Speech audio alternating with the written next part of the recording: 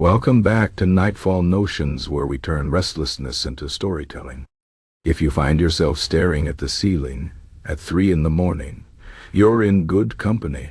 Hit that subscribe button so you never miss a tale to accompany your sleepless nights. Tonight we're diving into Chapter 1. Read Restless Dead. An introduction where we explore the ironic benefits of being a sleepless ghost. From avoiding existential dread to enjoying eternal people watching. Let's begin. The first thing you should know about being a ghost with insomnia is that it's not nearly as bad as it sounds. In fact, it might just be the upgrade you never knew you needed. Think about it. No more tossing and turning. No more counting sheep that refuse to stay in formation. No more existential dread creeping in at 2:37 a.m. when you realize you've forgotten how to swallow manually.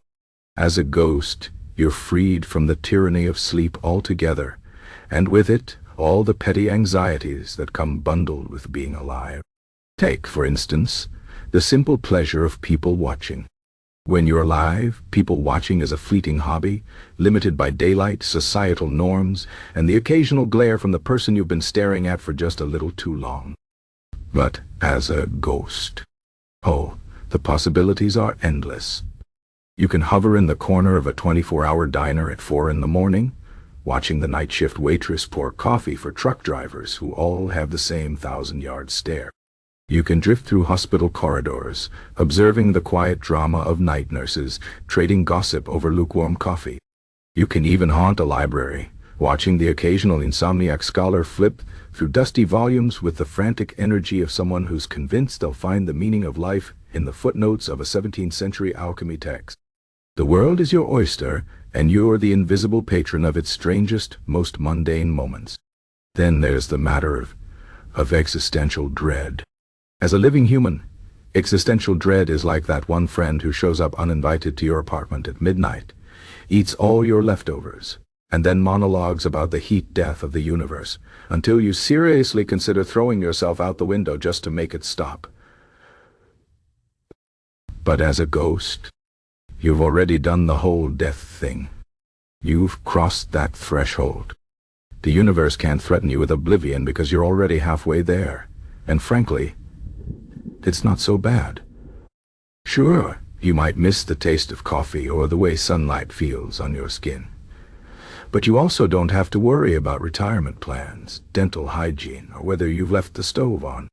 It's a trade-off, and one that grows more appealing the longer you spend in the spectral state. And let's not forget the historical perks. As a ghost, you're untethered from time in a way that lets you wander through centuries like a tourist with a very niche interest. You can loiter in a medieval tavern, listening to drunk knights argue about whether dragons are real. They are, and they're terrible conversationalists. You can float through Victorian London, watching pickpockets and street urchins weave through fog-soaked alleyways like characters in a Dickens novel that nobody bothered to edit. You can even haunt a 1970s disco, grooving silently to the bass line of Jane Alive, while reflecting on the irony of the title. The past is your playground and no one can charge you admission. Of course, there are downsides. You'll never taste garlic bread again, which is a tragedy of unparalleled proportions. You can't pet dogs, because your hand phases right through them, and the resulting confusion in the dog's eyes is enough to make even the most hardened ghost consider haunting a therapist's office.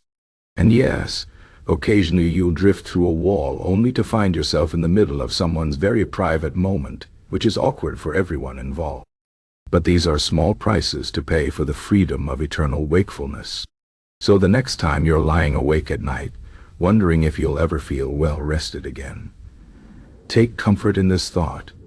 Somewhere out there, a ghost is watching you with vague interest, envying your ability to eat pizza, and simultaneously pitying your need for sleep. And who knows, maybe one day you'll join them. Until then, enjoy the restlessness. It's good practice. Chapter 2. The Insomniac's Guide to Haunting. If you've recently joined the ranks of the Restless Dead, congratulations.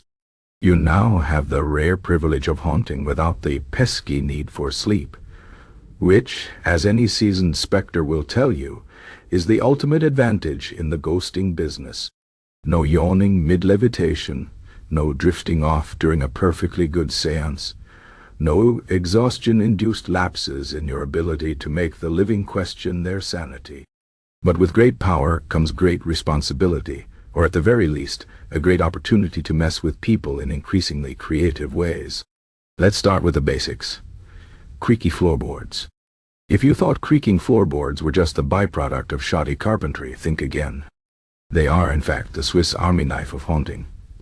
A well-placed creak can imply anything from a harmless draft to an impending axe murder, depending on the time of night and the imagination of your target. The key is subtlety. Don't just stomp around like an impatient landlord. Pace. Let the creaks build suspense. Start in the far corner of the room, slow and uncertain, as if something is cautiously exploring its new surroundings. Then, just as the living begin to rationalize it away as the house settling, increase the tempo. Make it approach the bed. Then, stop. Dead silence. That's when you'll hear the sharp intake of breath, the whispered plea to a higher power, the faint rustle of blankets being pulled a little tighter. That's your cue. A single, decisive creak right beside the bed. Perfection. Next, misplaced keys. Few things in life are as universally frustrating as losing your keys, and as a ghost, you can weaponize this petty inconvenience with surgical precision. The trick is to make it seem like sheer forgetfulness rather than supernatural interference. Move them from the hook by the door to the refrigerator. Not on top of the refrigerator, mind you. Inside it, nestled between the milk and last week's questionable leftovers. This creates just the right blend of confusion and self-doubt. The living will blame themselves first, which is crucial. Haunting's a long game, and nothing builds existential unease like a slow erosion of trust in one's own memory. Once they've accused themselves of absent-mindedness a few times, graduate to bolder relocations. Car keys in the shower. House keys in the cereal box. The goal is to make them question not just their habits, but the very fabric of their reality. Now, let's discuss temperature drops. Every ghost worth their ectoplasm knows that a sudden chill is the hallmark of a haunting, but too many amateurs overdo it. You'll need to plunge the room into Arctic conditions. That's just showboating. A slight localized drop is far more unsettling. Focus on the back of the neck, the space between the shoulder blades, the wrists. These are the areas where the body is most sensitive to temperature changes, and therefore most likely to inspire a full-body shudder. Pair this with a faint breath, not a full-blown gust, just a whisper of air, right against the ear. If executed correctly, the living will spend the next hour trying to convince themselves it was just a draft, even as every hair on their arms stands at attention. For those looking to up their game, consider visual hauntings. This is where things get tricky, because too much visibility can backfire. A full-body apparition in the hallway might seem impressive, but it's more likely to send your target screaming into the night than to cultivate the slow creeping dread that defines a truly masterful haunting. Instead, aim for glimpses. A shadow where there shouldn't be one, just at the edge of their vision. A reflection in the mirror that doesn't match reality. The silhouette of a figure in the window, gone when they do a double take. The human brain is wired to fill in gaps, to see patterns where none exist. Use that against them. Let their own imagination do half the work. And finally, the grand finale. Sleep deprivation. This is where your insomnia truly shines. While the living toss and turn, tormented by the knowledge that they should be asleep, you are free to haunt with relentless energy. Knock on the walls at irregular intervals. Flicker the lights just as they're drifting off. Whisper their name in a voice that could almost be a dream. The beauty of this approach is that it compounds over time. One sleepless night is inconvenient. 5 is unbearable. By the time they're deep into week 2, they'll be seeing you in every shadow, hearing you in every silence, questioning whether they've ever known peace. Of course, with great power comes great boredom, and even the most dedicated ghost may eventually tire of the same old tricks. That's when it's time to innovate.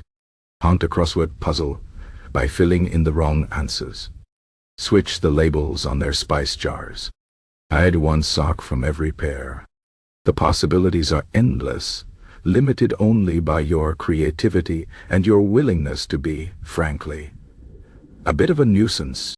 So go forth, restless spirit, and haunt with confidence. The night is yours, and the living are blissfully unaware of just how much they're about to miss their keys. Chapter 3. Historical Ghosts Who Never Slept. History is full of people who never got enough rest in life. Emperors, poets, inventors, all burning the candle at both ends, until there was nothing left but smoke and exhaustion. But what about those who carried their sleeplessness into the afterlife? These are the spirits who never got the memo that death was supposed to be eternal rest, the ones who still pace the halls of forgotten estates, mutter in abandoned theaters, and haunt the same streets they walked centuries ago, too restless to lie still even in oblivion. Take, for example, Senator Lucius Vitellius Gracchus, the eternal orator of Rome. In life, Gracchus was a man who loved the sound of his own voice more than he loved wine, and that's saying something for a Roman senator. He could filibuster for hours, waxing poetic about grain tariffs or the moral decay of the youth, long after the rest of the Senate had either dozed off or quietly slipped out to the nearest bathhouse. Death did nothing to cure him of this habit. To this day, visitors to the Roman Forum at night report hearing the faint but unmistakable drone of a speech echoing through the ruins. The words are usually lost to time and wind, but the tone is unmistakable. Self-important, meandering, and utterly uninterested in whether anyone is listening. Occasionally, a particularly sensitive tourist will claim to see a shadowy figure in a toga gesturing emphatically at a crowd of non-existent senators, his spectral hands chopping the air as he makes a point about Carthage for the 10,000th time. The locals ignore him, of course. Some ghosts are best left to their routines. Then there's Eleanor Wickham, the unfinished novelist of Bloomsbury. In life, Eleanor was a woman of great ambition and little follow-through. She started no fewer than 17 novels, each one abandoned by the 3rd chapter, when a new, more exciting idea struck her. She died at her writing desk, mid-sentence, her last words allegedly being, "No, wait, this one's the one." Now she haunts the attic of a converted London townhouse, drifting between unfinished manuscripts, her quill scratching furiously at parchment that never fills. Residents of the house report waking to the sound of pages turning, only to find no book left open. Sometimes, a typewriter will click away in the dead of night, though no one owns one. Literary scholars occasionally try to decipher the fragments that appear in the margins of books left nearby, but the prose is always just coherent enough to intrigue and just disjointed enough to frustrate. Eleanor, it seems, is doomed to chase the perfect opening line for eternity, forever on the verge of brilliance but never quite reaching it. For a more domestic haunting, look no further than Agnes Peel, the teaspoon tyrant of Yorkshire. Agnes was a Victorian housemaid with one singular obsession: teaspoons. In an era where the theft of silverware by servants was a genuine concern for the upper classes, Agnes took her duty as keeper of the teaspoons to near religious heights. She counted them daily, polished them weekly, and slept with them under her pillow at night. When she died suddenly of cholera at the age of 23, her last words were, predictably, "Who has the teaspoon with the rose engraving?" Since then, she has haunted no fewer than 6 different estates, each one reporting the same phenomenon: teaspoons vanishing from drawers, only to reappear in increasingly improbable places. Inside flower pots, tucked into guest beds, once even balanced atop a sleeping butler's forehead. The current theory among paranormal researchers is that Agnes is conducting an eternal inventory, forever searching for the one teaspoon that went missing in 1872. Until she finds it, no household in England is safe. Of course, not all Insomniac ghosts are quite so benign. Consider Captain Jonas Halfmast Rigby, the cursed lookout of the HMS Peregrine. Rigby was a sailor during the Napoleonic Wars, infamous among his crew for his inability to sleep more than an hour at a time. This made him an excellent lookout, but a terrible bunkmate, as he had a habit of waking his shipmates to inform them of entirely mundane things like, "The stars are still there," or "The ocean remains wet." When the Peregrine sank in a storm off the coast of Cornwall, Rigby was the last to go down, still shouting observations about the weather to a ship that was already half submerged. Now he haunts the cliffs of Land's End, appearing to lost hikers and Insomniac locals as a gaunt figure in a tattered naval coat, eternally scanning the horizon. Fog rolling in, hell announced to no one in particular. Winds picking up, tides turning. Most people run. The ones who don't eventually go mad from the relentless commentary. And finally, there's Madame Lavinia Dubois, the perpetual hostess of New Orleans. Lavinia was a 19th century socialite whose parties were legendary, not just for their extravagance, but for their sheer duration. A Dubois soirée could last 3 days, with Lavinia herself never once retiring, her energy sustained by some unholy combination of champagne, gossip, and sheer force of will. When she died mid-waltz at the age of 68, her guests assumed she had simply paused to criticize the orchestra. Since then, her ghost has been a fixture in the grand ballrooms of the French Quarter, drifting between phantom guests, adjusting spectral centerpieces, and scolding invisible servants for imagined slights. And days of real-life galas sometimes report a sudden chill in the air, followed by the distinct sensation of being judged for their posture. Others claim to hear a faint sk sound when they reach for a second helping of cake. Lavinia, it seems, is still hosting, still critiquing, and still refusing to let something as trivial as death interrupt her social calendar.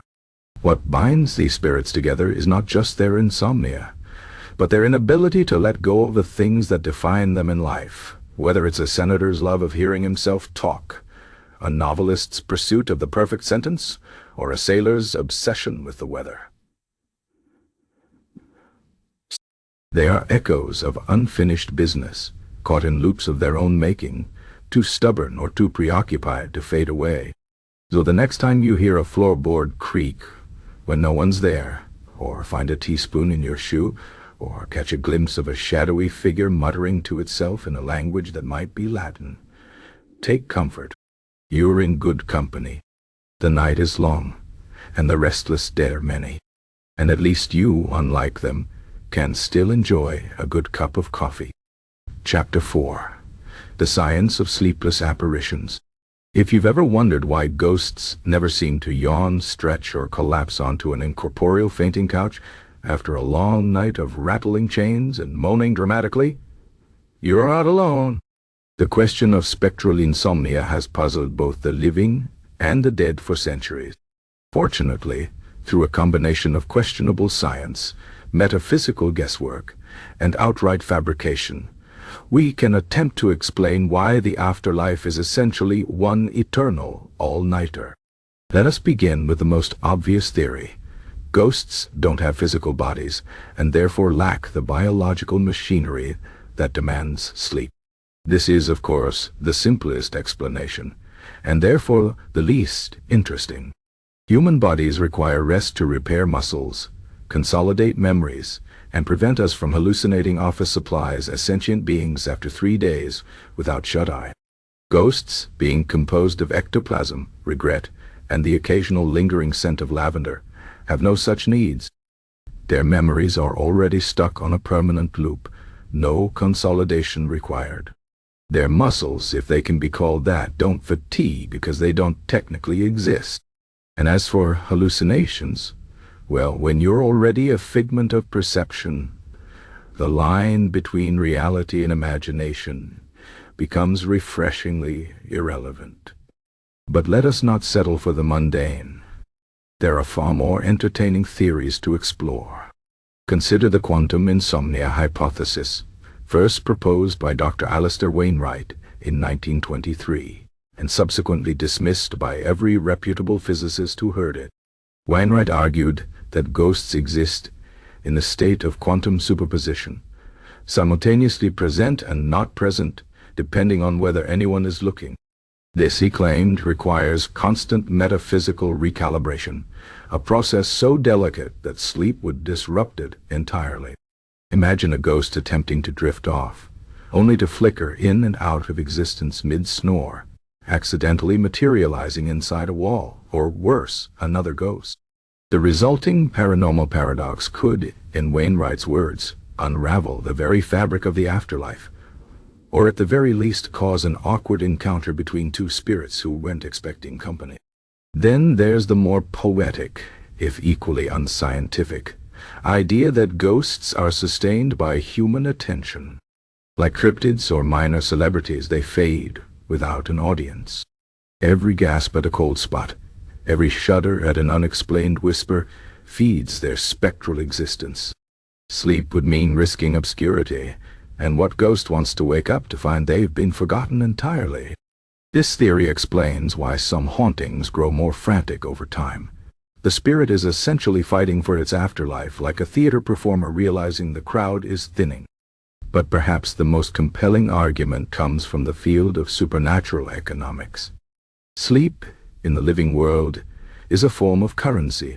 We trade hours of wakefulness for rest, and rest for the ability to function without weeping at minor inconveniences. Ghosts, however, operate outside this economy. Time has no meaning when you're already dead. There are no jobs to attend, no responsibilities to fulfill, no pressing need to be well rested enough to pretend to care about small talk. Why sleep when you could instead spend eternity watching a historian misattribute your life's work to someone else? Or better yet, float through walls just to startle people who think they're alone? The afterlife, in this sense, is one long weekend, except without the looming dread of Monday. This brings us to the concept of residual hauntings, a phenomenon often compared to a skipping record. These ghosts aren't sentient, just echoes, replaying the same moment over and over without awareness or variation. A woman forever descending a staircase that no longer exists. A soldier eternally charging a long-settled battlefield. These apparitions don't sleep for the same reason your reflection doesn't blink when you do. They're not really there. They're imprints, memories pressed into the fabric of a place like a stubborn wine stain on the universe's favorite tablecloth. Sleep implies consciousness, and consciousness implies the ability to stop replaying the same 5 seconds of existence. These ghosts never had that luxury. Of course, not all hauntings are so passive. Intelligent spirits, the ones who move your keys and whisper your name, do seem to possess some form of awareness. So why don't they rest? The answer may lie in the nature of unfinished business. A ghost tethered to the mortal plane by unresolved matters doesn't have the luxury of sleep. Imagine trying to nap while plagued by the nagging sense that you left the oven on, multiplied by 1,000. Now imagine the oven is your entire life, and the house is burning down without you. Rest becomes impossible. Some parapsychologists argue that ghosts experience time differently, perceiving centuries as minutes and moments as eternities. A ghost might spend what feels like an afternoon haunting a Victorian dollhouse, only to realize that outside their little pocket of existence, the world has moved on to skyscrapers and smartphones. In this model, sleep isn't just unnecessary, it's impractical. You wouldn't pause a movie to take a nap in the middle of the climax. And for many spirits, their entire existence is one long, dramatic third act. Then there's the matter of dreams. If ghosts did sleep, what would they dream about? More life? More death? The bureaucratic nightmare of the afterlife's waiting room? It's possible that ghosts avoid sleep specifically to dodge the existential horror of dreaming about existing. After all, if you're already dead, where else is there to go in your subconscious? Ultimately, the science of sleepless apparitions is less about hard facts and more about the stories we tell ourselves to make sense of the unknown. Maybe ghosts don't sleep because they're keeping watch. Maybe they're afraid of what they'll see if they close their eyes. Or maybe, just maybe, they've learned what the living haven't yet. That rest is overrated when there are so many unanswered questions, so many unopened doors, so many perfectly good chandeliers left unswung. One thing is certain. If you ever find yourself awake at 3 in the morning, staring at the shadows on your ceiling, take comfort in the fact that you're not alone. Somewhere, a ghost is also wide awake, equally bored, and seriously considering rearranging your bookshelf just to see if you'll notice. Chapter 5. Midnight Snacks for the Undead. The living have it easy when hunger strikes at midnight. They can shuffle to the kitchen, bathed in the unholy glow of the refrigerator light, and gorge on whatever scraps of existence they find. Cold pizza, cereal straight from the box, a spoonful of peanut butter eaten with the solemnity of a ritual. But what about the dead? What satisfies a phantom's cravings when the witching hour rolls around and every mortal in the house is asleep, leaving only the ghosts to wander and wonder what might scratch that eternal itch? First, let us consider the classics. The scent of burnt toast is a perennial favorite, particularly among ghosts who died in domestic settings. There's something about that acrid, carbonized aroma that stirs a spectral memory, a morning routine interrupted, a moment of distraction that turned breakfast into a charcoal offering. Ghosts don't eat, of course, but they can savor the echoes of sensation, and few things are as evocative as the smell of something that was almost edible. The beauty of burnt toast is that it requires no preparation. A ghost need only linger near a sleeping household until some hapless mortal, half asleep and fumbling in the dark, leaves the bread in the toaster a touch too long. Then, like a connoisseur of catastrophe, the ghost can inhale deeply, savoring the moment when breakfast crossed the line into tragedy. Then there's the taste of regret. Unlike the living, who must manufacture their own regrets through poor decisions and ill-advised texts sent after midnight, ghosts have the luxury of sampling the regrets of others. A haunted house is a veritable buffet of remorse. The husband who wonders if he should have said more, the child who wishes she hadn't slammed the door, the student who realizes too late that he probably should have studied. Ghosts don't just witness these emotions, they steep in them. And for a particularly discerning spirit, there's no finer delicacy than the sharp metallic tang of a regret so fresh it hasn't yet curdled into full-blown guilt. For those with a sweeter tooth, the phantom scent of birthday cake lingers long after the party has ended. Not the whole cake, mind you, just the ghost of its vanilla and sugar, the faintest whisper of frosting left on a knife abandoned in the sink. The best specimens come from celebrations that were almost happy, the kind where everyone smiled, just a little too wide, and the candles were blown out with a wish that nobody expected to come true. These cakes leave behind a melancholy aftertaste, and for a ghost, that's the point. Spirits with a more savory inclination might prefer the lingering aroma of a pot of soup left simmering too long. Not the soup itself. That would be far too substantial, but the moment when the broth reduces to something thicker, darker, more concentrated than intended. The scent of onions caramelizing past the point of sweetness into something deeper, more complicated. The ghost of rosemary left on a wooden spoon. These are the flavors of patience pushed to its limits, of hunger giving way to something else entirely. A ghost might hover over the stove for hours, waiting for that perfect instant when the living turn their backs and dinner crosses the threshold from meal to memory. Some cravings are more situational.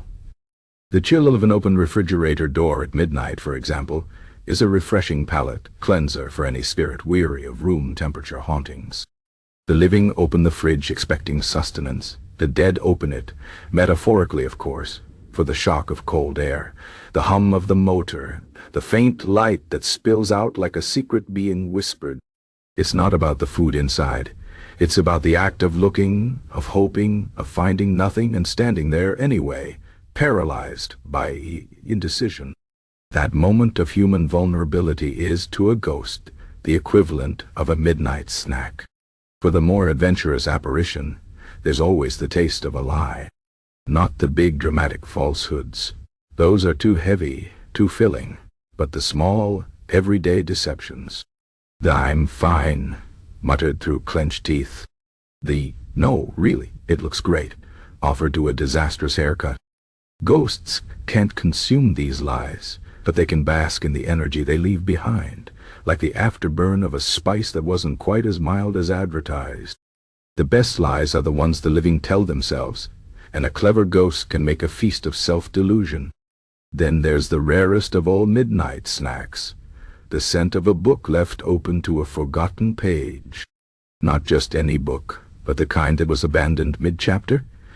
Its spine cracked in a moment of distraction or disinterest.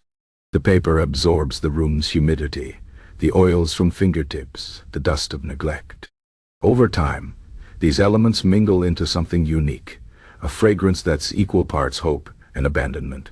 A ghost might press their non-existent nose to the pages, inhaling the story that was almost finished but never quite made it to the end. It's the literary equivalent of a midnight snack, a bite of something that could have been satisfying if only someone had taken the time to finish it. Of course, not all cravings are so poetic. Some ghosts, particularly those who died young or abruptly, develop a taste for the absurd. The static of a television left on after midnight. The metallic zing of a spoon dropped in an empty sink. The way a single ice cube sounds when it cracks down the middle in a glass no one is drinking from. These are the junk foods of the afterlife. Quick, pointless, and strangely addictive. And then there are the ghosts who don't crave anything at all. These are the ones who linger near Insomniacs, watching the living stare at their phones, or pace the room, or count the cracks in the ceiling. These ghosts don't hunger for scents or flavors. They feed on the quiet desperation of someone who can't sleep, who would give anything for just one moment of rest. It's a cruel irony, but then again, so is the afterlife. So the next time you're awake at 3 in the morning, listening to the house settle and wondering if that was just the wind or something else entirely, take comfort in this. If there's a ghost in your kitchen, it is not there to scare you. It's just looking for a snack. And honestly, it's probably just as disappointed with the options as you are. Chapter 6. Ghostly Hobbies for the Wide Awake. Eternity is a long time to fill when you don't sleep. Unlike the living, who can blissfully waste 8 hours a night in unconsciousness, ghosts must find ways to occupy the endless stretch of forever. Some take up traditional pursuits like moaning in attics or rattling chains in basements. But for the discerning spirit looking for something more engaging than the usual haunting fare, there exists a world of spectral pastimes that range from the mischievous to the bizarre. Take Dreamcatcher rearrangement, for instance. The living hang these woven charms believing they'll filter out bad dreams, never suspecting that a bored ghost might take perverse pleasure in adjusting them when no one's looking. A slight rotation here, a gentle untangling of feathers there. Nothing dramatic, just enough to make the owner wake up wondering why their nightmares feel oddly organized. Some particularly meticulous spirits develop entire systems, categorizing dreams by theme and intensity, before carefully redirecting them through the altered web. It's a quiet hobby, one that requires patience and a delicate touch. But the satisfaction of watching a human rub their eyes in sleepy confusion makes it all worthwhile. For musically inclined apparitions, there's always the art of nursery rhyme distortion. The living never appreciate how unsettling their childhood songs become when whispered just slightly wrong at 3 in the morning. Rock-a-bye Baby takes on new dimensions when the final line about the cradle falling is delivered with a little too much enthusiasm. A ghost with a good ear can spend decades perfecting the exact cadence that makes Ring Around the Rosie sound like a threat rather than a playground chant. The key lies in the pauses, that fractional hesitation before ashes that plants the first seed of doubt in a parent's mind about what exactly they're singing to their child. Bibliophile spirits often amuse themselves with the subtle art of page-turning, not the dramatic, poltergeist-style fluttering of an entire book, but the precise movement of a single page when the reader looks away. The goal isn't to frighten, but to create just enough confusion to make the mortal question their memory.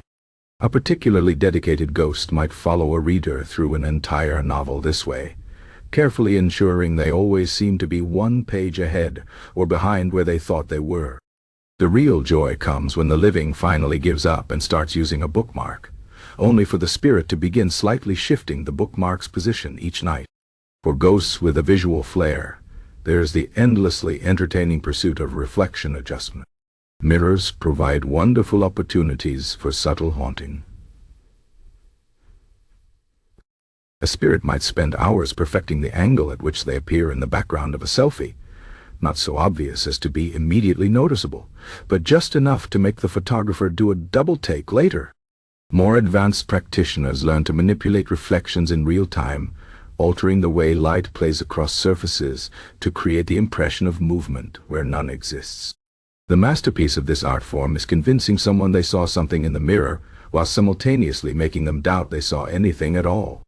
Some spirits develop a passion for temperature-based haunting. Rather than going for the obvious cold spot, the sophisticated phantom learns to create precise thermal variations. A single warm patch on an otherwise chilly staircase.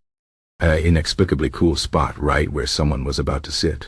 The truly ambitious might attempt to recreate specific temperatures, the exact warmth of a handprint on a window or the particular chill of a winter morning from 50 years past.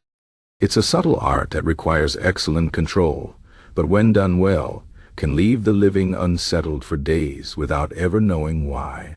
Timepiece haunting offers another refined hobby for the patient spirit. Clocks and watches respond beautifully to spectral influence. The classic move is stopping a clock at the exact time of one's death, but creative ghosts develop far more interesting techniques. Setting all the clocks in a house 5 minutes apart creates a delightful dissonance. Making a watch run slightly faster when worn by a particular person fosters a lovely sense of unease. One particularly inventive spirit in a Vienna apartment became famous among the local ghost community for making every clock in the building chime at slightly different intervals, creating a cascade of timekeeping that lasted nearly 15 minutes each hour. For ghosts who miss the tactile experiences of life, there's the delicate art of fabric manipulation. A well-placed tug on a bedsheet at just the right moment can mimic the sensation of someone sitting down on the bed. A gentle pressure on the shoulder of a coat left hanging can make it seem to shrug of its own accord. The most skilled practitioners learn to recreate the sensation of a cat jumping onto a lap where no cat exists, or the brush of fingers through hair when no one is present. These phantom touches walk the line between comforting and unsettling, leaving the recipient never quite certain whether they imagined the contact or not. Technology-savvy spirits have developed modern variations on these classic hobbies. A ghost might take up the practice of making electronic devices behave strangely in very specific ways, causing a phone to display the wrong time by exactly 7 minutes, making a television switch inputs at crucial plot moments. The real connoisseurs learn to manipulate smart home devices, turning lights on and off in patterns that almost form messages, or adjusting thermostats in ways that create the perfect atmosphere for existential contemplation. Then there's the ancient and honorable pursuit of sleep interference. Not the crude nightmare-inducing of legend, but subtle sleep stage manipulation. A skilled spirit can extend the hypnagogic state, that twilight between waking and sleeping, turning it into an endless corridor of almost dreams. They might draw out the moment of waking just long enough for the sleeper to question whether they're awake at all. The most artistic practitioners learn to weave suggestions into this liminal space, planting ideas that blossom into full-fledged thoughts hours later when the mortal is going about their day. For the socially inclined ghost, there's always the option of joining a haunting collective. Groups of spirits sometimes coordinate their efforts to create elaborate experiences for the living. One famous ensemble in an old Parisian theater takes turns appearing in different seats during performances, always in the corner of someone's vision. Another group in a New Orleans boarding house has developed an intricate system of creaks and knocks that form an actual language, though no living resident has ever stayed long enough to decipher it. The truly ambitious might take up dimensional folding, a complex discipline where a spirit learns to manipulate their immediate surroundings to create spatial inconsistencies. A hallway that seems slightly longer when walked in one direction. A room that feels larger when no one is looking directly at it. These subtle warping effects require tremendous concentration and spatial awareness, but the results can be spectacular when done well. One ghost in a Scottish castle became legendary for making a particular staircase always have one more or one fewer step than expected, depending on the time of day and the emotional state of the person climbing it. For those spirits who prefer solitary pursuits, there's always the timeless art of shadow puppetry. Using available light sources and their own semi-corporeal forms, ghosts can create elaborate shadow plays on walls and ceilings. The sophisticated practitioner moves beyond simple hand shapes to craft entire narratives in silhouette. Some develop signature styles. One Victorian-era ghost in a London flat became famous among her peers for her exquisite shadow renditions of famous plays, complete with remarkably accurate costumes and sets. Memory gardening offers another meditative option. Spirits attuned to the emotional resonance of places can cultivate specific memories in a location, encouraging certain recollections to flourish while allowing others to fade. A ghost might nurture a particular happy memory in a corner of a room, or carefully prune away the edges of a traumatic event to help the living move on.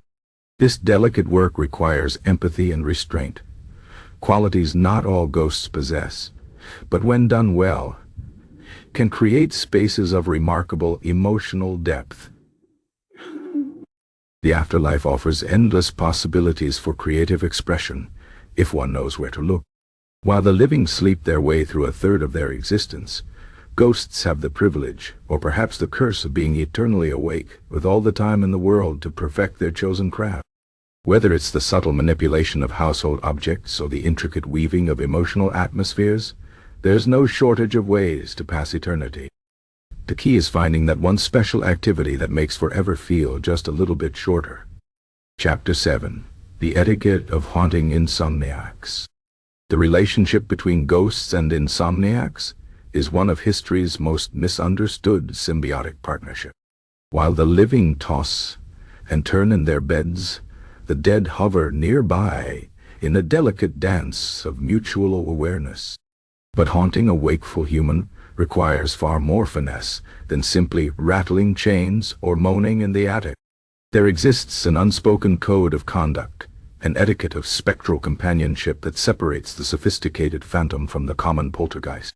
First and foremost, timing is everything. A proper haunting respects the natural rhythms of insomnia. The hours between 2:17 am and 3:48 am are considered peak haunting time, when the insomniac's mind has exhausted all rational explanations for their wakefulness and becomes deliciously susceptible to suggestion. They're too early, and you risk interrupting their pre-sleep rituals. Appear too late, and you may find them finally drifting off, which is simply poor form. A ghost of distinction knows to wait for that perfect moment when the mortal has checked their phone for the 7th time and begun questioning all their life choices. Temperature manipulation should be subtle. A gentle cooling of the air is acceptable, even welcomed. Many insomniacs already suffer from night sweats. But dropping the temperature by more than 3 degrees is considered gauche unless you're specifically attempting an Arctic expedition theme. The truly skilled ghost learns to create localized cold spots, perhaps just around the feet or the back of the neck, rather than plunging the entire room into a supernatural deep freeze. This creates a more intimate experience, like being gently touched by winter's ghostly fingers, rather than shoved into a walk-in freezer. Visual manifestations require restraint. Full-bodied apparitions are the equivalent of shouting in a library, effective but lacking in sophistication. Instead, focus on peripheral glimpses. The flicker of movement just beyond the edge of a reading lamp's glow. The slight distortion in a darkened mirror that might be a face or might be a trick of tired eyes. These half-seen phenomena allow the insomniac to maintain plausible deniability, which paradoxically makes them more inclined to believe. A good rule of thumb is that if the living can convince themselves they imagined it, you've done your job perfectly. Auditory elements should be layered with care. The classic distant whisper technique remains effective, but variety is key. Try alternating between barely audible sighs and the faintest suggestion of footsteps. The creak of a floorboard works best when timed to coincide with the insomniac shifting position, creating the illusion that their movement caused the sound. Music, if employed, should be period appropriate and played at a volume that could theoretically be coming from a neighbor's apartment. A ghost who blasts Gregorian chants at 3 a.m. isn't haunting. They're being a bad roommate. The manipulation of household objects requires particular finesse. Books may be nudged slightly out of alignment, but never thrown across the room. Doors may creak open by a few additional inches, but slamming is strictly amateur hour. Electronics should behave strangely, but not malfunction entirely. Making a television switch channels is acceptable. Causing it to display static while whispering your name is overkill. The best object hauntings create just enough disturbance to be noticeable, but not enough to require an electrician. Dream interference, when done properly, is an art form. Rather than inflicting full-blown nightmares, consider planting subtle suggestions. A faint melody that lingers upon waking. The scent of a perfume no one in the house wears. A single cryptic phrase repeated just loudly enough to be remembered but not understood. These fragments should feel like pieces of a puzzle the insomniac can't quite solve, not like trauma dumped on their subconscious. The goal is intriguing disturbance, not terror. Personal space must be respected. While it's tempting to loom directly over a sleepless mortal, this is considered poor form unless you're going for a full dramatic reveal. Instead, maintain a respectful distance of at least 3 feet. The sensation of being watched should be subtle, more like the awareness of a cat observing you from across the room than the feeling of standing before a hungry predator. If the insomniac begins compulsively checking behind them, you've crossed the line from atmospheric presence to stalker. The subject of touch is particularly delicate. A light brush against the arm might be excused as a draft. The sensation of fingers through hair could be attributed to static electricity. But outright grabbing or poking ventures into assault territory. The most sophisticated ghosts learn to mimic natural sensations, the weight of a blanket shifting, the impression of someone sitting on the edge of the bed just as the insomniac is about to rise. These touches should comfort as much as unsettle, existing in that liminal space between the familiar and the uncanny. Conversation, when attempted, should be cryptic but not obtuse. Single words whispered at intervals are more effective than complete sentences. Questions work better than statements. Remember is ideal. Remember the well where we hid the body is trying too hard. If the insomniac begins answering you aloud, you've achieved the perfect balance between suggestion and engagement. This is the ghostly equivalent of a standing ovation. The use of shadows requires particular skill. A well-placed shadow can suggest a figure where none exists, especially when cast by ordinary objects. The curtain rod becomes a noose in the right light. A coat on a hook transforms into a waiting visitor. The master ghost knows how to manipulate existing shadows rather than creating new ones, allowing the insomniac's imagination to do the heavy lifting. This approach yields far better results than crude shadow people lurking in corners. Smell is perhaps the most underutilized tool in a ghost's repertoire. A sudden floral scent can be more disconcerting than a rotten stench because it defies expectation.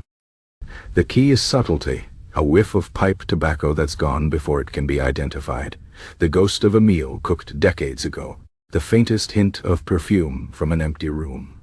These olfactory hints should come and go quickly, leaving the insomniac wondering if they ever smelled anything at all.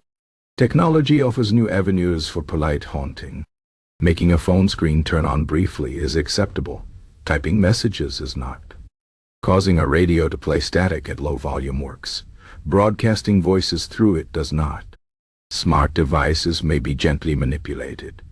Perhaps turning a smart bulb slightly dimmer or making a voice assistant activate without being summoned. But outright hijacking crosses into crass territory. The modern ghost must haunt with the same discretion as their Victorian predecessors, just with updated tools. Above all, a good haunting respects the insomniac's autonomy. The goal isn't to frighten them out of the house, but to provide just enough strange comfort to make their wakefulness interesting. You're not a tormentor, you're a fellow traveler in the night, companion in those small hours when the world feels abandoned. The best hauntings leave the living person feeling oddly comforted by your presence, even as they can't explain why. This is the highest achievement in spectral etiquette. To be not quite wanted, but not quite unwanted either. A shadow on the edge of their consciousness, a whisper in the back of their mind, a silent partner in their nocturnal vigil. That, in the end, is what separates a proper ghost from a mere spook. Chapter 8. Famous insomniac ghosts in literature. The pages of literary history rustle with the restless movements of spirits who never found peace. Specters whose eternal wakefulness became as much a part of their character as their chains or their death wounds. These insomniac apparitions haunt not just the fictional worlds they inhabit, but the imaginations of generations of readers who found in these sleepless dead a mirror for their own midnight anxieties. From the groaning ghosts of Elizabethan drama to the psychological specters of modern Gothic fiction, literature's undead have been keeping watch while the living toss and turn in their bed. Shakespeare's tragedies provide some of the earliest and most memorable examples of the chronically wakeful dead. The ghost of Hamlet's father doesn't merely appear once and vanish, but returns night after night, pacing the battlements of Elsinore with all the weary persistence of a man who has forgotten how to sleep. His is the insomnia of unfinished business, a soul too burdened by betrayal and murder to rest even in death. What makes him particularly relatable to modern insomniacs is his manner of speaking, not in grand pronouncements, but in the fragmented, repetitive style of someone who has been alone with his thoughts for too long. When he tells Hamlet, "I could a tale unfold, whose lightest word would harrow up thy soul," one detects the frustration of a spirit who has spent months, perhaps years, rehearsing his grievances in the darkness with no one to listen. Jacob Marley from Dickens' Ye Christmas Carol represents perhaps literature's most famous case of postmortem sleep deprivation. His eternal punishment consists not just of wandering the earth, but of being fully conscious through all of it, forced to witness human suffering without the mercy of periodic unconsciousness. Dickens describes Marley's ghost as having no rest, no peace, condemned to an everlasting night shift of regret. The clanking chains and money boxes Marley drags with him serve as perfect metaphors for the weights that keep many living souls awake. The burdens of business, of missed opportunities, of choices that cannot be unmade. When Scrooge suggests Marley might be an undigested bit of beef, Dickens makes one of literature's first connections between nighttime hauntings and the discomforts of insomnia, suggesting that perhaps ghosts and sleeplessness have always been natural companions. The Gothic tradition brought us the lady of the house of Usher in Poe's famous tale, a woman buried alive who escapes her tomb only to die properly in her brother's arms. While not a ghost in the traditional sense during her brief reappearance, her post-burial wandering embodies the insomniac's worst nightmare, being trapped in a state between sleeping and waking, unable to find rest, yet unable to fully live. Poe, himself no stranger to sleepless nights, populated his stories with characters who exist in this liminal space, neither properly alive nor properly dead, much like the insomniac hovering at the edge of consciousness without ever plunging into sleep. Henry James D. Turn of the Screw gives us perhaps literature's most disturbing insomniac ghosts in the forms of Peter Quint and Miss Jessel. These spirits don't content themselves with nighttime appearances, but haunt the daylight hours as well, their sleeplessness matched only by that of the governess who observes them. James plays masterfully with the question of whether these ghosts are real or projections of the governess's increasingly frazzled mind, an ambiguity that resonates with anyone who has spent long nights uncertain whether the shadows they see are real or products of exhaustion. The ghost's refusal to follow conventional haunting schedules, appearing at all hours in all places, makes them particularly unsettling embodiments of the way insomnia destroys the comforting boundaries between night and day. Modern literature continues this tradition with ghosts who can't or won't sleep. Beloved from Toni Morrison's novel of the same name haunts her family's home, not just with her presence, but with her relentless wakefulness, a constant reminder of the past that won't be laid to rest. Unlike traditional ghosts who appear at midnight, Beloved makes demands at all hours, her neediness echoing the way unresolved trauma keeps its victims from peaceful sleep. Her haunting is insomnia made flesh, or rather made spirit, the past refusing to stay buried and instead sitting heavily on the chest of the present, making it gasp for air through the long nights. The contemporary Japanese novel, Tise Memory Police by Yoko Ogawa features ghosts of a different sort, not the undead, but memories that refuse to sleep, that persist despite all efforts to eradicate them. These mental ghosts keep the novel's characters awake with their whispering, much as persistent thoughts plague the insomniac. The novel suggests that the most haunting ghosts may not be external at all, but the memories and regrets that won't let us rest, that rattle their chains in our minds when the world goes quiet. Ghost stories and insomnia have always been natural bedfellows, if you'll pardon the expression. The hours between midnight and dawn are when the veil between worlds grows thinnest, when the mind, deprived of sleep, becomes susceptible to visions and imaginings. The literary ghosts who can't sleep resonate with us because we've all known nights when we couldn't either, when we've paced like Hamlet's father or groaned under invisible weights like Marley. These fictional spirits give form to our own nighttime anxieties, our own regrets that won't let us rest, our own thoughts that clank and rattle through the silent hours. Perhaps that's why these insomniac ghosts continue to haunt our literature and our imaginations. They're not just figures of fear, but of recognition.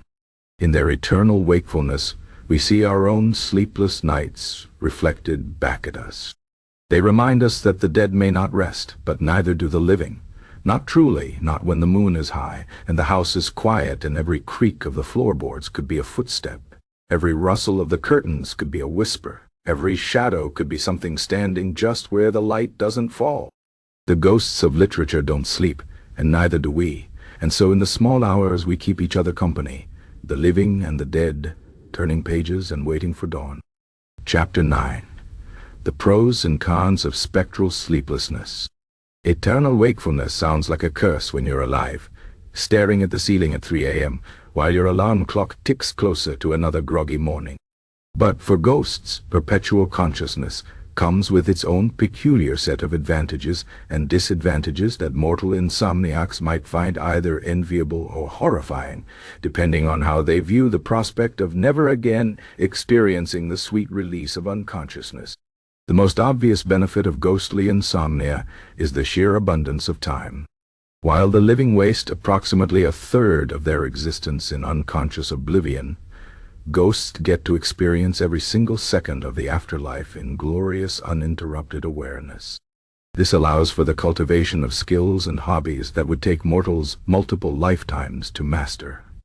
A dedicated spirit could learn every language ever spoken, memorize entire libraries, or compose symphonies that would make Beethoven's ghost weep with jealousy. Theoretically.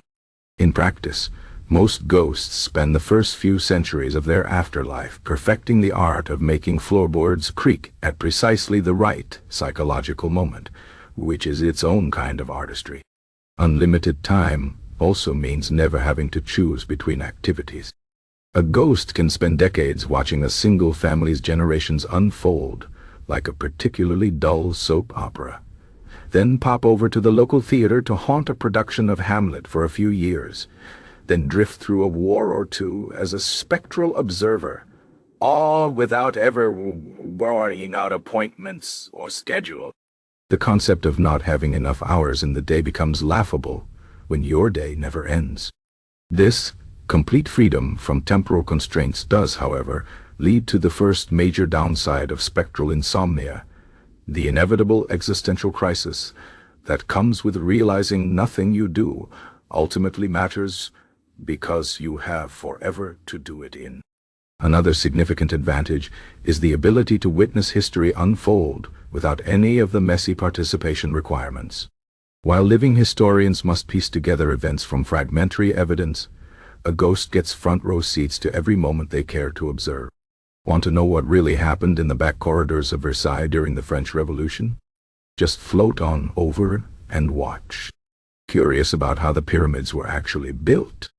No need to sift through conflicting archaeological theories when you can hover disapprovingly over the ancient construction site. The downside, of course, is that you're doomed to watch every subsequent historian get it wrong while being powerless to correct them, which for some ghosts is a torment worse than any hell.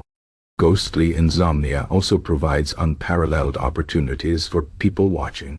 While mortal insomniacs are limited to observing their immediate surroundings, a ghost can drift anywhere, peering into bedrooms and boardrooms alike, watching humanity at its most vulnerable and its most performative. There's a particular joy in witnessing the secret rituals people perform when they think no one is watching. The little dances before the mirror, the passionate arguments with inanimate objects, the bizarre snacks concocted at 2 a.m. The flip side is that after a few centuries, you've seen it all before. Every new generation thinks they're inventing rebellion or romance or fashion, when really they're just recycling the same basic patterns with minor variations. The weight of this endless repetition can crush even the most patient spirit. One unexpected perk of never sleeping is never dreaming. At first glance, this might seem like a loss. No flying dreams, no surreal adventures, no reunions with lost loved ones in the landscape of the subconscious. But consider, no nightmares either. No teeth falling out anxiety dreams, no showing up naked at work stress visions, no reliving your most embarrassing moments on an endless psychic loop. For ghosts with traumatic pasts, this absence of involuntary memory can be a blessing. The drawback is that without dreams, there's no escape from your own thoughts. Every regret, every unanswered question, every what-if follows you through eternity with nowhere to hide. No nightly respite from the relentless introspection. The sensory experience of ghostly wakefulness presents both advantages and challenges. On the plus side, you're never too tired to appreciate the beauty of the world.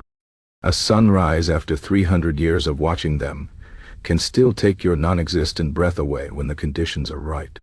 The scent of rain on dry earth never loses its poetry. The sound of a child's laughter remains just as magical in your 1000th year as it was in your first. But these pleasures are balanced by eternal exposure to life's irritations. You must endure every off-key shower singer, every vapid conversation, every mosquito buzz in your intangible ear for all eternity with no hope of ever tuning them out. There's no spectral equivalent of noise-canceling headphones. Perhaps the greatest blessing of ghostly insomnia is the complete absence of morning fatigue. No groggy awakenings, no struggling to recall your own name, no desperate fumbling for caffeine. Your energy level remains constant from one century to the next, unaffected by time or activity. The corresponding curse is the inability to ever truly rest. There's no tapping out when the world becomes too much, no pause button on consciousness. Even when you're not actively haunting, You're always present, always aware, always on. Some ghosts report that after a few millennia, this constant alertness becomes its own kind of torture, like being perpetually stuck in that hyperware state that precedes a migraine. Socially, spectral insomnia presents unique opportunities and challenges. On the positive side, you never have to worry about being the first to leave a party, because you need your beauty sleep. You can attend every event, witness every gathering, haunt every social occasion that catches your interest without ever needing to recharge. The downside is that all mortal relationships eventually end in loss, as those you observe inevitably age and die. Even other ghosts prove unreliable companions, as they may move on to other planes of existence, or simply drift away to haunt different locations.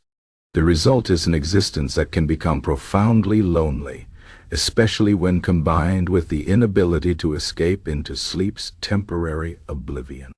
Creatively, eternal wakefulness allows for artistic pursuits that would be impossible for the living. A ghost could compose a symphony that takes 200 years to perform, or write a novel where each word is carefully considered over decades, or create a painting that captures every subtle change in a landscape across seasons and centuries. The catch is that, without deadlines or mortality looming, most ghostly artists never finish anything. There's always more time to tweak, to perfect, to reconsider. The annals of the afterlife are filled with half-completed masterpieces that the artist is still theoretically working on. Several millennia later, from a philosophical perspective, ghostly insomnia provides the ultimate opportunity to ponder life's big questions with unlimited time for contemplation. You can spend centuries meditating on the nature of existence, the meaning of consciousness, the purpose of the universe. The problem is that without the framing device of mortality, these questions start to feel increasingly pointless. When you have forever, urgency disappears, and with it, much of what makes philosophical inquiry meaningful to mortals. Many ghosts report that after their first few thousand years, they stop asking why altogether, and simply accept that things are what they are, which is either enlightenment or despair, depending on how you look at it.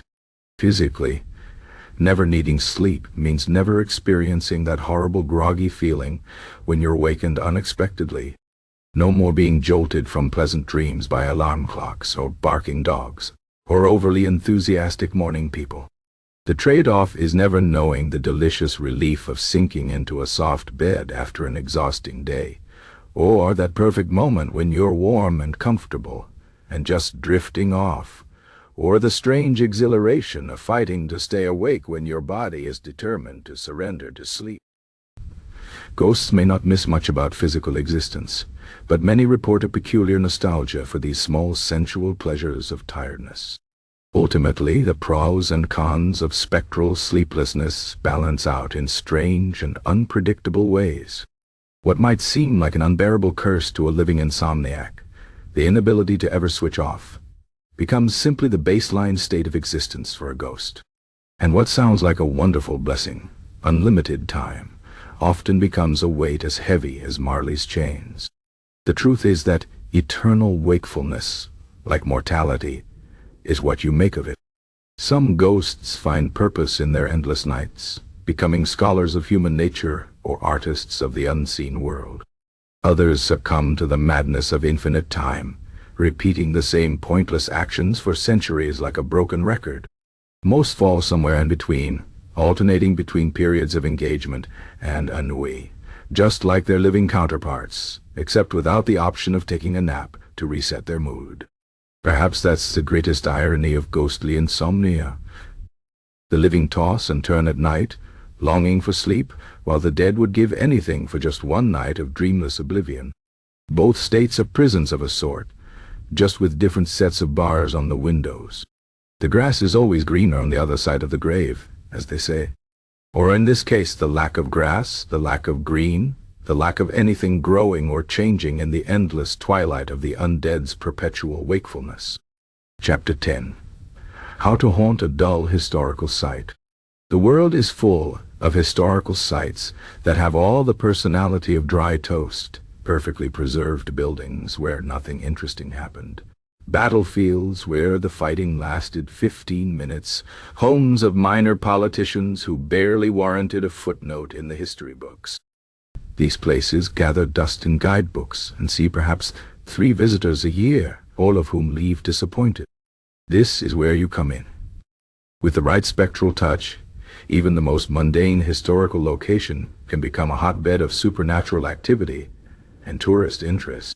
The key lies in understanding that haunting is essentially historical revisionism with more moaning and chain rattling. First, research is essential. You must become more knowledgeable about the location than any living historian. If you're haunting a Victorian workhouse, learn exactly how many bricks were used in its construction, the names of every matron who worked there, the daily menu served to inmates. These details become your tools. Nothing impresses visitors like a ghost who can whisper the exact number of stitches in a forgotten quilt or recite the lost recipe for gruel that was served every Tuesday. This isn't just about scaring people.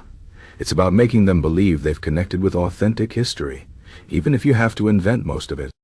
Next, identify the site's most boring feature and make it your focal point. Every dull historical location has that one exhibit that even the tour guides rush through. Perhaps a display of 18th century chamber pots or a collection of rusted farm tools. This is where you work your magic. Make the chamber pots rattle at precisely 3:15 every afternoon. Have the farm tools rearrange themselves into cryptic patterns overnight. The more mundane the object, the more unsettling its supernatural activity becomes. Visitors will stare at a haunted butter churn with far more fascination than they'd ever give a sword or crown.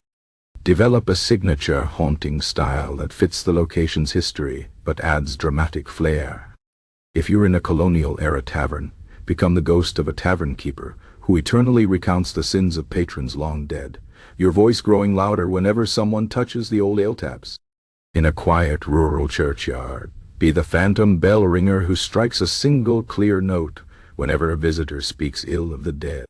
At a forgotten railway station, become the spectral conductor who still calls out destinations for trains that will never come. The best historical hauntings don't just scare. They tell a story richer than anything on the plaque by the door. Master the art of timing your appearances. The ghost of a medieval scullion should manifest near dinner time, their mournful wails smelling faintly of burnt pottage. A Renaissance-era clerk's ghost should appear at midnight, the sound of quills scratching on parchment keeping nearby guests awake. Sync your supernatural activity to the rhythms of the life that once filled these walls, and your haunting will feel more authentic than any reenactor in period costume. Create interactive elements that engage visitors without revealing your hand too clearly. In a historic schoolhouse, have the chalk rise and fall, as if writing on its own, but never complete a full sentence. At an old mill, make the water wheel turn backward for exactly 3 rotations when someone asks about the miller's fate. These controlled but inexplicable phenomena spark curiosity and debate, exactly what a good haunting should do. The goal isn't to prove your existence outright, but to plant seeds of doubt that blossom into full-fledged belief after the visitor has left. Understand that your most powerful tool is suggestion. A truly great historical haunting works on the mind after the fact. Visitors should leave questioning what they saw and heard, flipping through history books to confirm or deny their experience. Did that portrait's eyes really follow them? Was that whispering voice actually reciting a real inventory from 1793? The best hauntings live in this liminal space between fact and imagination, where history and ghost story become indistinguishable. Pay attention to the living staff and docents at your chosen site. These are your unwitting collaborators. Notice which stories they tell with enthusiasm and which they rush through. Observe where they linger and where they hurry visitors along. A smart ghost reinforces the existing narrative while adding supernatural flourishes exactly where attention naturally wanes. If the guide always pauses dramatically before mentioning the tragic death of the blacksmith's daughter, That's your cue to make the anvil ring softly at that exact moment. Create seasonal variations in your haunting to reward repeat visitors. The ghost of a Revolutionary War soldier might be more active around Independence Day, while the spirit of a 1920s flapper could manifest more strongly during Prohibition-themed events. This not only keeps your haunting fresh, but encourages the site's caretakers to plan special programming around your supernatural schedule, effectively letting you write their event calendar from beyond the grave. Remember that you're not just haunting space, but also time. Your spectral presence should reflect the era you represent, while acknowledging the modern world in subtle ways. The ghost of a 19th century maid might become confused by smartphones, her apparition flickering when someone takes a flash photo. A Civil War soldier's spirit could react to modern clothing with disapproval, making the temperature drop near visitors wearing baseball caps. These small interactions between past and present deepen the haunting's impact far more than generic scares ever could. Most importantly, maintain your haunting with the dedication of a museum curator. Keep your scares consistent but not predictable. Refresh your supernatural activities occasionally to prevent them from becoming routine, but never abandon your core identity. A good historical haunting should feel like peeling an onion. Visitors discover new layers with each encounter, but the essential spirit remains unmistakably you. With patience and creativity, you can transform even the dullest historical site into a place of wonder and eerie fascination. The empty chair in the corner becomes the seat of a long-dead magistrate who still hears cases. The dusty ledger on display opens to reveal fresh writing each morning. The antique doll in the glass case turns its head just slightly when no one is looking. These are the touches that turn forgettable history into unforgettable experience. And when you succeed, when visitors speak in hushed tones about your site, when ghost hunters set up equipment overnight, when children dare each other to approach your favorite manifestation spot, that's when you'll know you've done more than haunt a building. You've brought history to life in ways no textbook ever could. The past may be dead, but in your restless hands it will never sleep. Chapter 11. Ghosts who miss the afterlife nap. The afterlife, contrary to popular belief, does not come with a complimentary sleep mask and blackout curtains. For certain spirits, this presents a particular kind of hell. An eternity spent wide awake, haunted by memories of all the naps they refused in life. These ghosts wander the earth in various states of spectral exhaustion, regretting every hour of sleep they sacrificed to duty, ambition, or sheer stubbornness.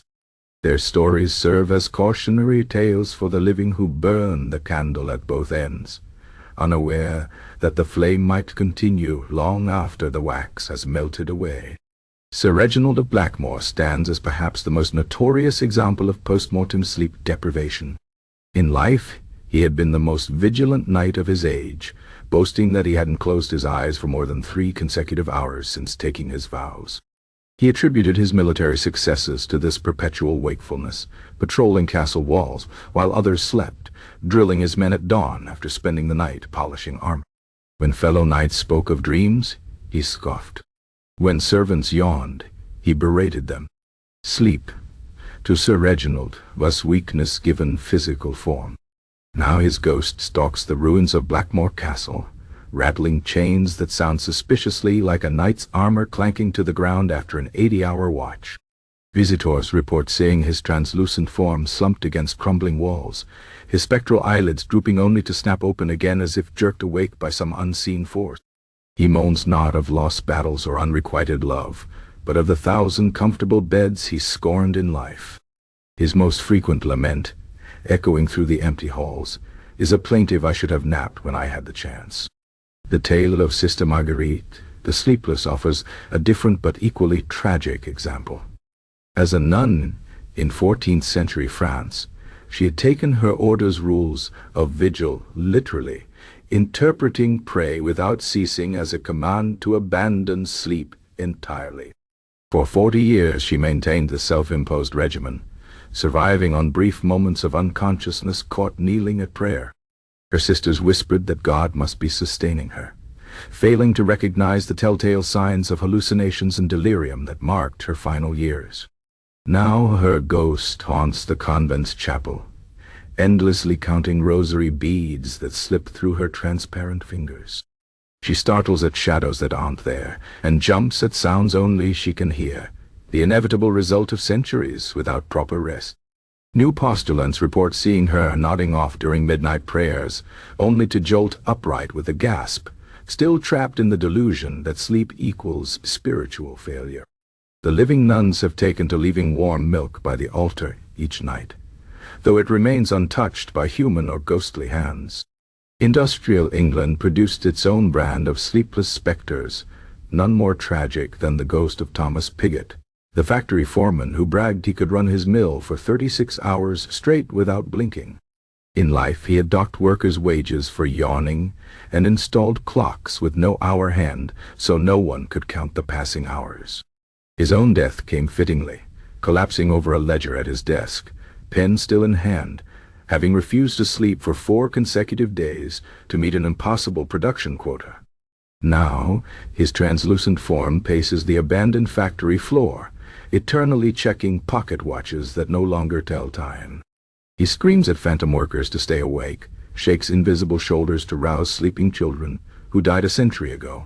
The few urban explorers who brave the derelict building report an overwhelming sense of exhaustion emanating from his ghost, as if his very presence sucks the energy from the living.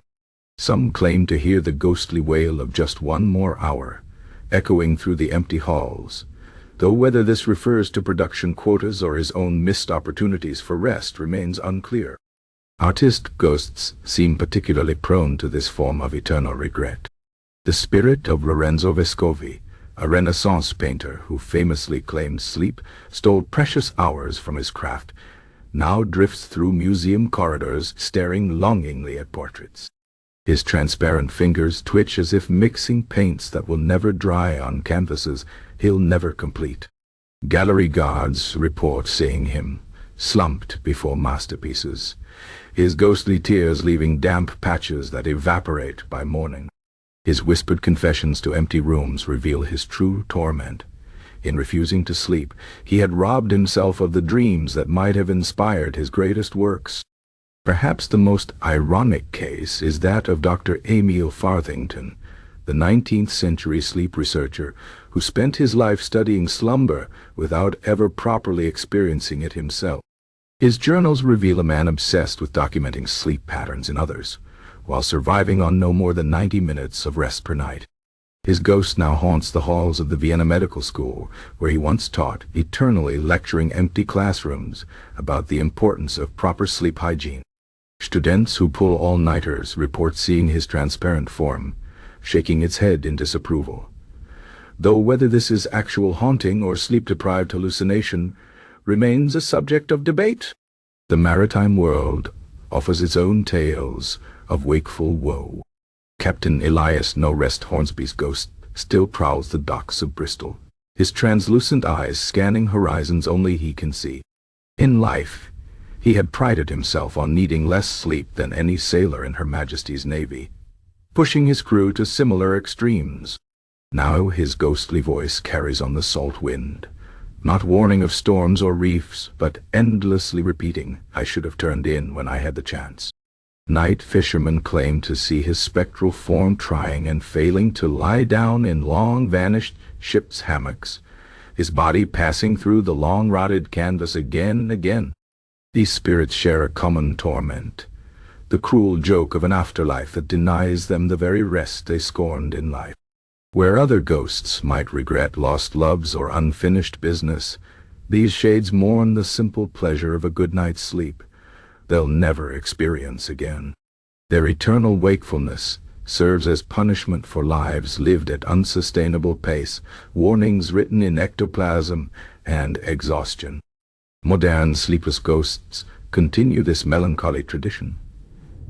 The spirit of a 1980s Wall Street trader still haunts his old office building, endlessly watching stock tickers that no longer move.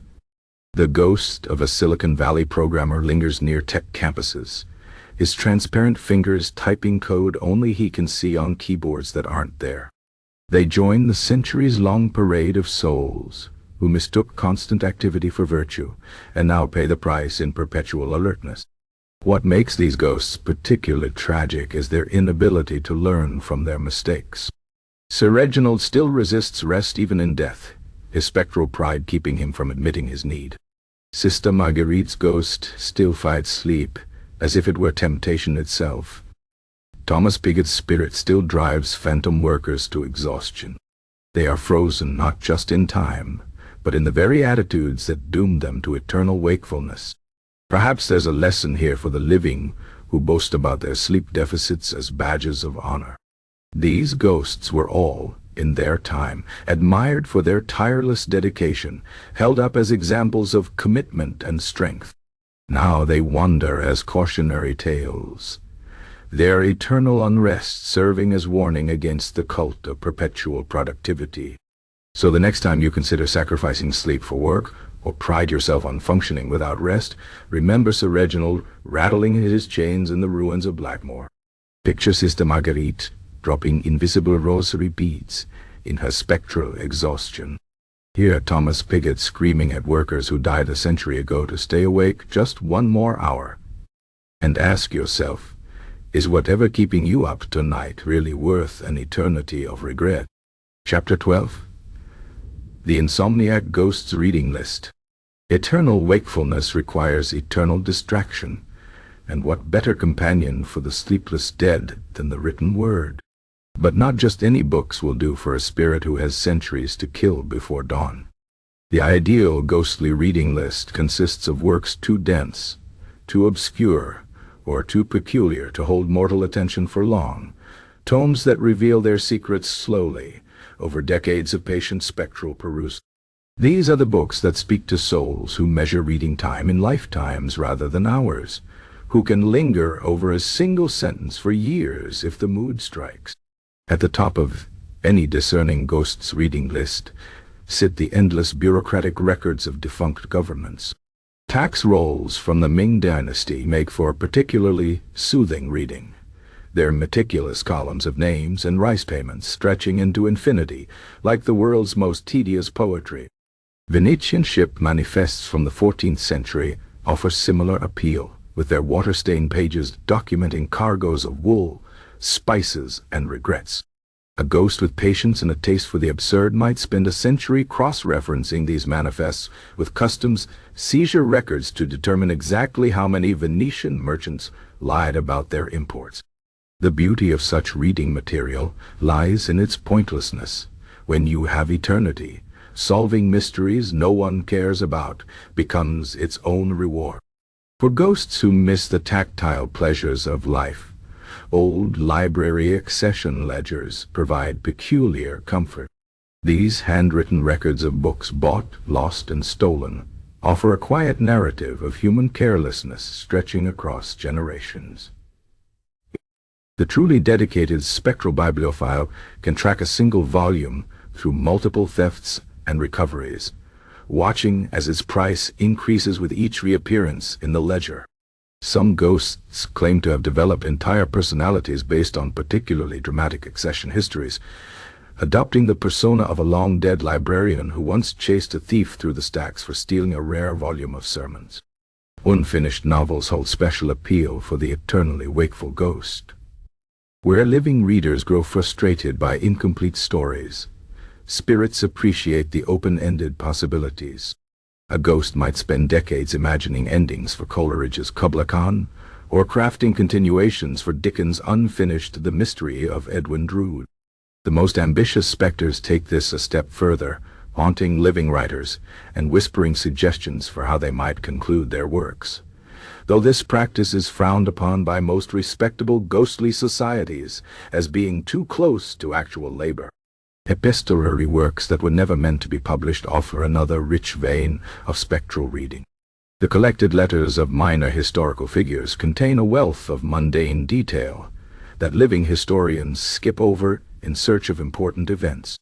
A ghost might savor the 50-year correspondence between two sisters who wrote weekly about nothing more consequential than garden pests and unreliable servants.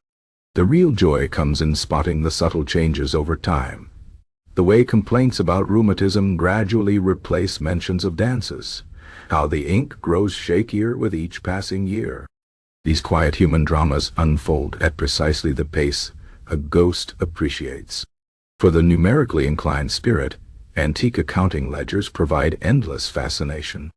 The ghost of a 17th century merchant might spend centuries analyzing his own business records, finally understanding where exactly his fortunes turn. More creative specters use these dry documents as inspiration for elaborate financial fan fiction. What if the Dutch East India Company had invested more in nutmeg and less in regret? The margins of these ledgers often contain the real treasures. Doodles of ships, lists of debts owed by friends, occasional outbursts of frustration at assistants who couldn't tell debits from credits. These human touches make the numbers come alive in ways no living accountant could appreciate. Diaries of failed expeditions hold particular appeal for ghosts who enjoy schadenfreude. There's something deliciously ironic about reading the meticulously kept journals of Arctic explorers while floating comfortably through walls that keep out the cold. The gradual deterioration of handwriting as starvation sets in, the increasingly desperate inventories of remaining supplies, the final entries written by someone who knew they'd never be read. These make for perfect ghostly reading, best enjoyed while occasionally turning the thermostat down to set the mood. For ghosts with a philosophical bent, the working notes of great thinkers provide more entertainment than their published works. Descartes' grocery lists, Kant's drafts of critiques he later abandoned, Nietzsche's marginalia in cookbooks, these fragments reveal the mundane foundations of extraordinary minds. A particularly erudite ghost might compose an entire thesis on what Spinoza's laundry records suggest about his views on determinism, taking care to write it entirely in disappearing ink so no living scholar can steal the idea. Medical casebooks from the 18th and 19th centuries offer equal parts horror and comedy to the spectral reader. The treatment regimens alone, mercury for syphilis, bloodletting for melancholy, leeches for just about everything, would keep a ghost entertained for decades. But the real value lies in the patient's own descriptions of their symptoms, often written in a hand shaky with fever or laudanum. A creative spirit might imagine entire backstories for these suffering individuals, or track a single patient through multiple physicians' books, watching as their condition worsens with each new cure.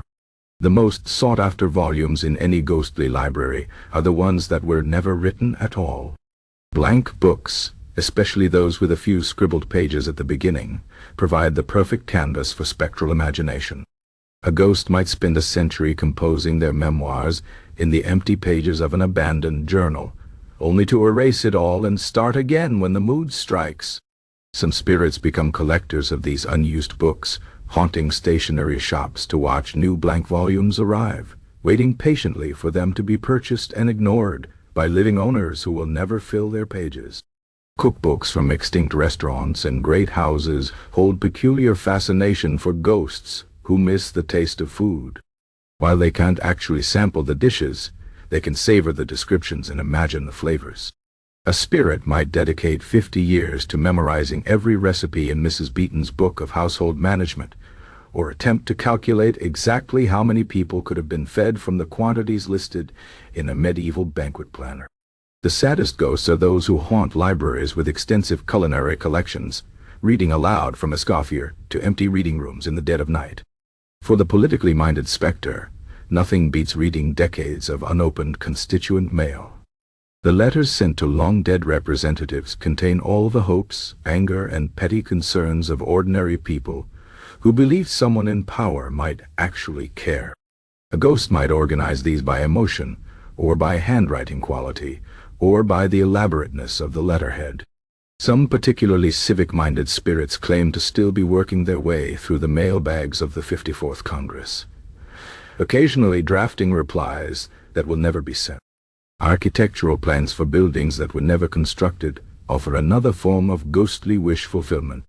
A spirit tired of haunting the same old castle might spend a pleasant century wandering the hallways of an unbuilt palace, imagining how the light would have fallen through windows that only exist on yellowed parchment.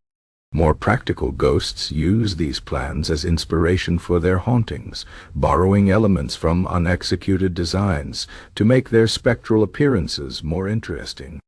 The truly ambitious ghost might attempt to read an entire library in alphabetical order, a project that could easily consume a millennium if one pauses to appreciate each volume properly. The key is not to rush. When you have eternity, why skip ahead to the interesting parts? A chapter, a decade, allows for proper digestion of ideas and gives the ghost something to look forward to in the long stretches between interesting deaths in the living community. Perhaps the most poignant reading material for Insomniac ghosts consists of the diaries of other Insomniacs across history. There's a peculiar comfort in reading the midnight musings of someone who also watched the same moon through different windows centuries ago. The shared experience of wakefulness creates a bond across time that even death cannot break. A ghost might find themselves returning again and again to a particular entry, perhaps one describing a night not unlike this one, when the world seemed equally still and endless. In the end, the perfect ghostly reading material isn't about the content so much as the companionship it provides. When you're facing another 1,000 years of darkness before dawn, any book can be a lifeline. Even if it's just the collected minutes of a small town's sewer committee meetings from 1912 to 1917. After all, when eternity stretches before you, even the most mundane document becomes a potential masterpiece. You just have to be willing to read very, very slowly. Chapter 13. The Soundtrack of Eternal Wakefulness. The eternal night needs its own music, not the structured compositions of the living who still march to the tyranny of minutes and hours, but something more fluid, more haunting, more suited to the endless stretch of spectral consciousness. Ghosts with centuries of wakefulness behind them and infinity ahead have cultivated an appreciation for sounds the living barely notice, the ambient symphony of the world after dark that plays on an infinite loop when no one is awake to hear it. This is the true soundtrack of the afterlife, written in whispers and creaks and the lonely hum of appliances that never sleep. Consider the refrigerator's nocturnal aria, that steady mechanical purr that underpins so many midnight vigils. To mortal ears it's mere background noise, something to be tuned out, but to a ghost it becomes the bass line of eternity. The way the compressor kicks on precisely every 17 minutes, the occasional rattle of ice cubes shifting in the tray, the mysterious thump that has no discernible source. These form movements in an endless concerto of domestic persistence. The most sophisticated spirits can tell the brand and approximate age of a refrigerator by its hum alone, developing preferences as nuanced as any audiophile's taste in violin. Then there's the percussion section of the haunted house, the pipes knocking inside walls like a skeletal finger tapping on bone, the arrhythmic dripping of a faucet that was almost but not quite turned off, the syncopated creaks of floorboards cooling after a day of absorbing sunlight. These sounds follow no composer's score, but instead create their own organic rhythm, a jazz improvisation where the house itself is the musician, and time is the only audience. Ghosts learn to anticipate these noises, not just to use them in their hauntings, but because after a few decades they become as familiar and comforting as a favorite song. The wind outside plays its own ethereal compositions through the medium of loose screens and half-open windows. A particularly musical gust might whistle through a crack at 2:37 a.m. every night without fail, hitting the same note with the precision of a trained soprano. Branches scraping against siding become bow hairs drawn across some great celestial string. A plastic bag caught in a bush and fluttering all night becomes the percussionist who won't quit, rustling long after living ears would have begged for mercy. These are the sounds ghosts dance to when they think no one is watching, their translucent forms swaying to nature's discordant lullaby. Electronic devices contribute their own eerie tones to the nocturnal symphony. The barely audible high-pitched whine of a television on standby, the intermittent chirping of a smoke detector whose battery is just beginning to die, the sudden static burst from a baby monitor picking up signals from some other dimension. These digital age additions to the soundscape fascinate modern ghosts. Older spirits often complain they miss the simpler acoustics of oil lamps and ticking clocks. But even the most traditional specter eventually develops a taste for the plaintive beep of a microwave that wasn't closed properly. Animal noises form the unpredictable jazz solos of the nighttime soundtrack. The exact moment when neighborhood cats transition from yowling to silence carries more tension than any orchestral crescendo. A dog barking 3 streets over becomes a recurring motif, its rhythm and urgency changing as the night deepens. The scuttling of something small in the walls provides syncopation, while the distant howl of a passing train lends melancholy depth. Ghosts know these sounds better than they knew their own breathing in life, having had nothing but time to memorize each variation and anticipate every pause. Human sounds make for the most poignant movements in this symphony. The muffled cough from a bedroom down the hall, the sleepy murmur of someone talking to a dream, the rustle of sheets as a body turns over. These are the sounds ghosts cling to, the reminders of what they once were. The rhythm of a partner's snoring becomes a beloved if imperfect melody, the occasional sleepwalking monologue, a surprise aria. Even the frustrated sigh of an insomniac, checking the clock again, carries a certain warmth, a reminder that someone else is awake in the vast darkness. Water has its own repertoire in this endless nocturne. The way it drips from eaves after rain, each drop hitting at slightly different intervals, creating complex polyrhythms on porch roofs and air conditioner units. The gurgle of a draining bathtub, 1 floor above, the sudden whoosh of pipes when someone flushes a toilet in another apartment, the inexplicable sound of water running through walls where no pipes should be. These aqueous notes add fluidity to the nightly composition. Harbor ghosts often speak of the particular music made by boats knocking against docks, a rhythmic clunking that marks time more reliably than any clock. The building itself contributes its own unique instrumentation. Old houses creak like wooden ships at sea, each beam and joist contracting at different rates to produce a chorus of groans. Modern apartment buildings provide a metallic counterpoint with their elevator cables and steam pipes. Libraries have their own special acoustics, the subtle shifting of centuries-old books on shelves, creating a sound like distant waves receding. Ghosts become connoisseurs of these architectural voices, able to date a building's age by its nighttime creaks as accurately as any historian with carbon dating tools. Certain sounds only reveal themselves in the deepest hours, becoming the hidden tracks of the nocturnal album. The almost inaudible pop of a light bulb filament cooling, the microscopic settling of dust on forgotten surfaces, the electric buzz hiding behind walls that might be wiring, or might be something else entirely. Ghosts prize these subtle tones, collecting them like rare recordings, noting how they change with humidity and season and phases of the moon. Seasonal variations create different movements in the eternal soundtrack. Summer nights buzz with insects and the hum of distant air conditioners, while winter brings the crunch of frost forming on windows and the eerie silence that follows a heavy snowfall. Spring rains produce a percussive symphony on rooftops and gutters, and autumn winds send dead leaves skittering across pavement in rhythmic bursts. Ghosts, who have haunted the same location for centuries, can track climate change through these shifting soundscapes, noting how the summer insect chorus arrives earlier each year, how winter's silence grows shorter. Urban ghosts enjoy a particularly rich auditory palette. The distant wail of sirens becomes a recurring leitmotif, their Doppler shift creating a spectral vibrato. Car alarms in the distance provide unpredictable bursts of dissonance, while the occasional shout from a late-night reveler adds human punctuation.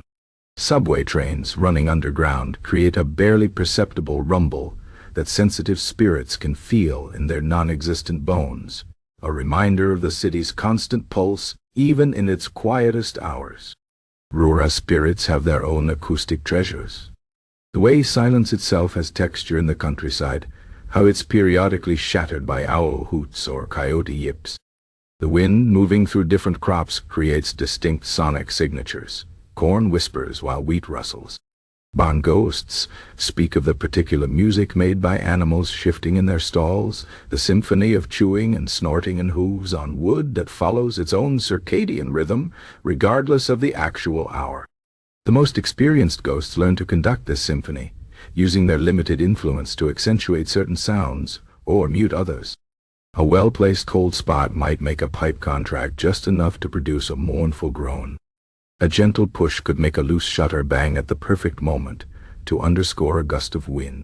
The truly artistic spirits time their manifestations to coincide with the refrigerator's cycling or the house's settling, creating a multimedia performance that living witnesses will dismiss as coincidence, but that other ghosts will recognize as masterful composition. This eternal soundtrack never repeats exactly, though certain themes and motifs recur with comforting regularity. It follows no composer's rules, but its own mysterious logic, changing gradually as the world changes, while maintaining certain timeless elements. The living hear only noise, but ghosts hear the music of the spheres, the song the world sings to itself when no one is listening. It's neither beautiful nor unpleasant, but simply is, the auditory equivalent of starlight. Always present, rarely noticed, infinitely varied yet fundamentally constant. Perhaps that's why ghosts so often try to share these sounds with the living, why they knock when no one is at the door, and make floors creak under empty rooms. They're not trying to frighten, only to say, listen, listen to this amazing thing you're missing. When you're awake forever, you learn to appreciate every note in the infinite composition, from the grandest thunderclap to the quietest intake of breath before a dream. The music never stops, the audience just keeps changing. Chapter 14. Why living people envy sleepless ghosts. The living toss and turn in their beds, counting sheep that stubbornly refuse to be counted, while just beyond their peripheral vision float beings who will never again experience the particular agony of a restless night. Ghosts, those eternal insomniacs, glide through the darkness unburdened by morning alarms or bloodshot eyes, their wakefulness a permanent condition rather than a nightly struggle. And though few would admit it aloud, there exists a secret envy among the sleep-deprived living toward their restless dead counterparts, a grudging admiration for creatures who have turned perpetual consciousness into an art form rather than a health crisis. Consider first the simple matter of time management. The living insomniac watches helplessly as midnight becomes 2, acutely aware that each passing minute brings them closer to another groggy morning. They perform frantic mental calculations. If I fall asleep now, I'll get 4 hours and 23 minutes. As if sleep were a train they might still catch if they run fast enough. The ghost, meanwhile, has no such anxiety. Time stretches before them in an endless ribbon, hours and days, and centuries, all blending together without the artificial divisions of work schedules or school days. When you're already dead, 3 a.m. loses its terror and becomes just another beautiful moment in eternity. The living insomniac battles physical consequences that ghosts find delightfully archaic. Puffy eyes, aching muscles, the peculiar heaviness of limbs that have forgotten how to rest. These are the wages of wakefulness for breathing creatures. A ghost may miss many pleasures of the flesh, but they don't miss the way an unslept night settles into the joints like damp weather. Mortals chew coffee and yawn through meetings, while spirits float effortlessly through walls, their energy levels constant from one century to the next. There's something profoundly unfair. The living think at their most sleep-deprived about beings who can remain eternally alert without so much as a single cup of spectral tea. Then there's the matter of productivity. The living toss in bed, mentally composing grocery lists and remembering unanswered emails, tortured by all they could be accomplishing, if only they weren't trapped beneath blankets trying in vain to rest. The ghost experiences no such guilt. When you have forever, productivity becomes meaningless. A spirit might spend 3 decades staring at a particular stain on the ceiling, or following a single family through multiple generations, without ever feeling they should be doing something more constructive. This complete freedom from the tyranny of achievement makes mortal insomniacs weep with envy when they're too tired to repress their emotions properly. Ghosts never experience the particular humiliation of sleep hygiene rituals. No spectral form has ever worn a sleep mask or purchased a white noise machine shaped like a penguin. They don't drink chamomile tea that tastes like lawn clippings or force themselves through meditation apps narrated by voices suspiciously calm. Living insomniacs follow these rituals with the desperation of medieval peasants, leaving offerings for fairies, never quite certain if they work but too frightened to stop trying. Ghosts, meanwhile, simply exist in their wakefulness, unbothered by melatonin levels or circadian rhythms, their insomnia pure and unmedicated by anything stronger than existential dread. The living insomniac battles intrusive thoughts that seem to grow louder as the night grows deeper, every embarrassing memory, every unpaid bill, every existential fear choosing precisely this moment to announce itself. Ghosts, by contrast, have made peace with their intrusive thoughts, having had centuries to get acquainted. What mortals experience as a late-night crisis becomes for spirits simply background noise, like the hum of a refrigerator that's been running so long you forget it's there.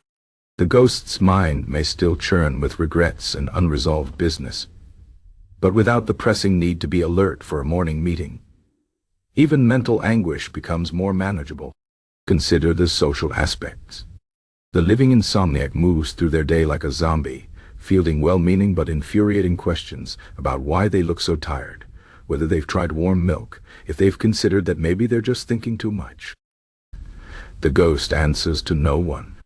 No perky coworker will ask a specter if they got enough rest last night. No concerned relative will suggest they try essential oils. Ghosts wear their perpetual exhaustion like a fine mist, noticeable only to those who know how to look, rather than the living insomniac's bloodshot eyes and caffeine tremors that announce their condition to the world. Ghosts never lie awake, wondering if they're the only ones still awake.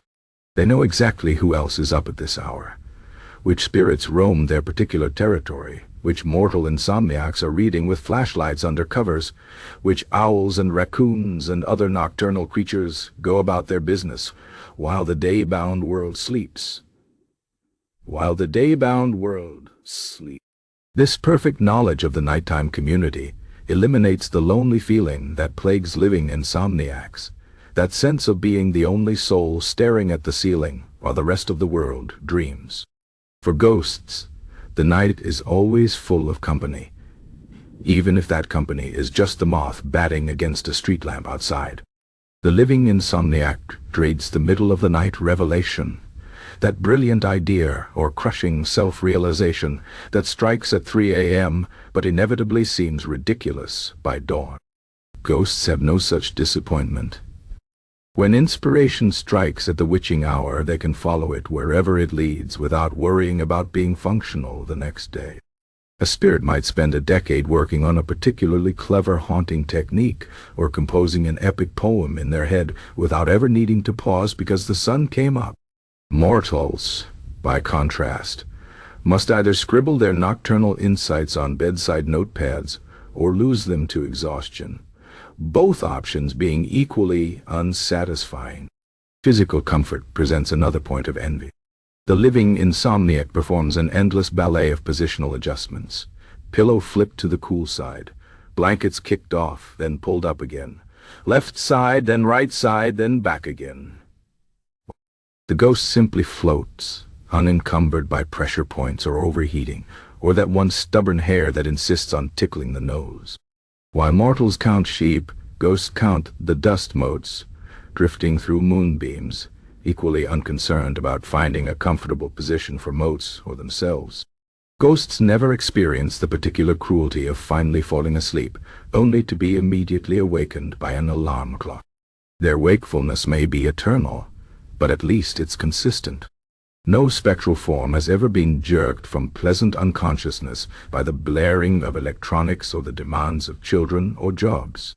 The living Insomniac's brief, hard-won moments of sleep are always under threat, while the ghost's vigil is undisturbed by anything more abrupt than the occasional startled mortal. Perhaps the greatest advantage of ghostly insomnia is the ability to fully appreciate the night's beauty without worrying about the consequences. The living insomniac might notice the way moonlight paints stripes across the floor, or how quiet the world becomes just before dawn, but these observations are always tinged with anxiety about the coming day. The ghost sees the same phenomena with pure aesthetic appreciation, knowing they'll have endless nights to observe variations on these themes. Where mortals begrudge the night for its length, ghosts revel in its endlessness, each hour another opportunity to watch the world dream. The living envy, too, the ghost's perfect memory of nighttime hours.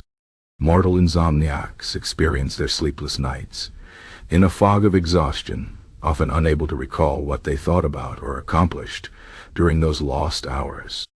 Ghosts remember every moment with perfect clarity, their spectral minds unaffected by sleep deprivation's haze. A spirit could recall the exact pattern of shadows on a particular wall in 1743, or reconstruct entire conversations overheard in a Victorian sitting room during a thunderstorm. The living insomniac, by contrast, can't remember where they put their phone 3 minutes ago. There's envy as well in how ghosts experience time itself. For the living insomniac, time moves with cruel inconsistency, dragging unbearably during the wee hours, then accelerating catastrophically as dawn approaches. Ghosts exist outside time's tyranny, experiencing centuries with the same equanimity mortals bring to an afternoon. A spirit doesn't watch the clock because clocks mean nothing when you're eternal. The living, trapped in their mortal coils, can only imagine such freedom as they watch another hour tick by on their bedside displays. Ultimately, what the living envy most is the ghost's acceptance of their condition. Mortals rage against their insomnia, seeing it as an enemy to be defeated. Ghosts have made peace with eternal wakefulness, having had no other choice. There's a serenity in this surrender that living insomniacs can only dream of. A calm that comes from knowing the night will never end, so there's no use fighting it. The ghost doesn't count sheep, because the ghost knows the sheep will never come. And in that knowledge lies a dark freedom the living will never experience, at least not until they join the ranks of the eternally awake themselves. Chapter 15. The Ghost Who Solved Cold Cases at 4 a.m. Detective Lionel Merriweather had been dead for 47 years when he solved his first murder. In life, he'd been an unremarkable investigator with the Chicago Police Department, the kind who closed just enough cases to keep his job, but not enough to earn promotion. Death had granted him certain advantages his living colleagues lacked: unlimited time, access to locked rooms, and the ability to observe without being observed. But his true breakthrough came when he realized his eternal wakefulness could be weaponized. Most ghosts haunt places. Merriweather haunted cold case files. His nightly routine began in the basement archives of the 12th Precinct, where he'd glide through the musty boxes until something caught his attention. A discrepancy in witness statements, a detail in a crime scene photo that didn't match the official report. While the living detective slept, he worked, his translucent fingers tracing lines of text that hadn't been read in decades. The Thompson disappearance from 1983 became his first solved case.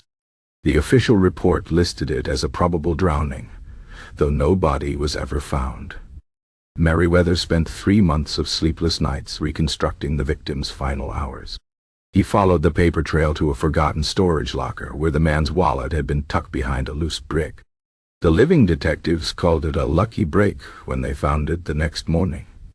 Merriweather, hovering unseen nearby, didn't correct them. His methods were unconventional, even by ghost standards. Where other spirits might content themselves with moving objects or whispering clues, Merriweather developed a system. He arranged documents in chronological order, leaving them slightly out of alignment so living officers would notice. He'd turn file folders to face different directions to suggest connections between cases. When inspiration struck, he'd manifest just enough to leave fingerprints in dust. Always near the relevant evidence. The 1991 liquor store shooting that had been pinned on the wrong man took Merriweather 18 months to unravel. He tracked down the real killer by haunting every location mentioned in the case files, listening for inconsistencies in the man's alibi when he thought he was alone. Ghosts make excellent eavesdroppers. They never need bathroom breaks or coffee refills. When he'd gathered enough evidence, Merriweather waited for Detective Alvarez, the most superstitious officer in the precinct, to work late. A well-timed flicker of lights, a whisper of check the pawn shop receipt again, and justice was served. Historical cases became his specialty. The 1929 speakeasy fire that killed 12 had been ruled an accident. Merriweather discovered it was arson by tracking down the ghost of the bootlegger who'd ordered it. Spirits, it turns out, love to confess when they know the detective can't arrest them. He solved a 19th century poisoning by reading the murderer's diary in a museum archive after hours.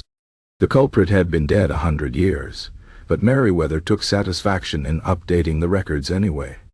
His most famous Spectral investigation involved the 1976 disappearance of a union organizer. The case had gone cold when witnesses refused to talk and evidence vanished. Merriweather worked it in reverse, starting with the suspect's current nursing home and haunting backward through his life until he found the burial site. The old man's midnight confessions to empty rooms provided more than enough leads. Merriweather left the file open on the cold case unit's desk, with the relevant pages highlighted by moonlight through the blinds. The living detectives never acknowledged his help, though some developed peculiar habits, leaving files in slightly different positions than they remembered, brewing an extra cup of coffee they didn't drink. Merriweather didn't need gratitude. He had eternity and unsolved crimes to fill it. Each closed case was another night spent productively in the endless vigil of the dead. Occasionally, he'd encounter other ghosts during his investigations. A murder victim lingering at the crime scene might provide crucial testimony. A gangster's ghost boasting in the afterlife could be tricked into admitting more than he intended. Merriweather became adept at interviewing spirits, learning which ones responded to flattery and which to threats. Dead witnesses were often more reliable than living ones. They had no reason to lie in perfect recall of their final moments. His methods grew more sophisticated with time. He learned to read microfiche by hovering at just the right angle to the projector light. He could skim through digital databases by influencing which keys the night guard's fingers slipped onto. Modern technology posed challenges. You couldn't haunt a cloud server, but Merriweather adapted. A well-placed chill could make a computer fan spin faster, revealing hidden files during a diagnostic check. A whisper in the right ear could send a technician looking in exactly the right backup drive. The coldest cases required the most creativity. For a 1950s missing persons file, Merriweather spent months moving a single photograph between various desks until someone noticed the victim in the background of another crime scene photo. A 1932 bank robbery investigation was cracked when he made the ink on a decades-old ledger entry appear slightly fresher than its neighbors. The living credited forensic advances. Merriweather knew better. Some nights, when the cases resisted solving, he'd wander the precinct halls listening to the breathing of the overnight officers. Their steady rhythms reminded him of his own lost capacity for sleep. Though he didn't miss it, there was always another file to check, another lid to follow. The dead don't need rest, and Merriweather had work to do. His greatest triumph came on a rainy April night. The 1961 murder of a jazz musician had been ignored during the original investigation. Just another black man, dead in a bad neighborhood. Merriweather spent 2 years reconstructing the case from fragments. He tracked down the murder weapon in a collector's basement, the confession in a deathbed letter never mailed. When he'd pieced it all together, he haunted the police commissioner's dreams with the details until the man woke in a cold sweat and ordered the case reopened. They never pinned the solve rate on Merriweather, of course. The living took credit for what they called fresh eyes and new technologies. But in the quiet hours between midnight and dawn, when the precinct was empty except for the occasional Insomniac detective and the ghost who watched over them, you could almost hear the satisfied rustle of case files being closed, one sleepless night at a time. Chapter 16. How to Haunt Without Being Noticed. The truly sophisticated ghost understands that the best hauntings are those that go unnoticed for years, slowly seeping into the fabric of a place like a fine mist, rather than bursting forth like a storm. These subtle spirits specialize in the long game, preferring to cultivate quiet unease rather than provoke shrieks. Their art lies in making the living question their own perceptions, planting seeds of doubt that grow into sturdy trees of uncertainty over decades. This is the realm of barely heard whispers, of objects that might have moved when no one was looking, of temperatures that drop just enough to make someone glance over their shoulder without knowing why. The first rule of subtle haunting is to respect the power of peripheral vision. A glimpse of movement just beyond the edge of sight is far more unsettling than a full-bodied apparition standing in the center of the room. The accomplished ghost learns to exist primarily in these marginal spaces, appearing only when the living are blinking or looking slightly the wrong way. A shadow that shouldn't be there when someone turns their head. A reflection in a window that doesn't match reality. These are the tools of the discreet specter. The goal isn't to be seen, but to leave the viewer wondering if they saw anything at all. Temperature manipulation should be delicate and localized. Rather than plunging an entire room into icy despair, the subtle ghost creates small, precise cold spots, perhaps just behind someone's left ear, or around a single chair at the dining table. 1. These microclimates of chill work best when they come and go quickly, leaving the living to doubt their own senses. A particularly effective technique is to cool only one side of a person's body, creating a disorienting asymmetry that lingers long after the temperature has normalized. Objects should be moved in ways that suggest ordinary human forgetfulness rather than supernatural activity. A book left on a table might find itself turned a few degrees clockwise the next time someone looks at it. A pillow could develop a slight indent as if someone had recently rested their head upon it. The key is to make these changes small enough that they can be rationalized away, yet persistent enough to create a nagging sense of wrongness over time. The best hauntings are those where the living blame themselves for misremembering before they ever consider blaming ghosts. Auditory phenomena require particular fineness.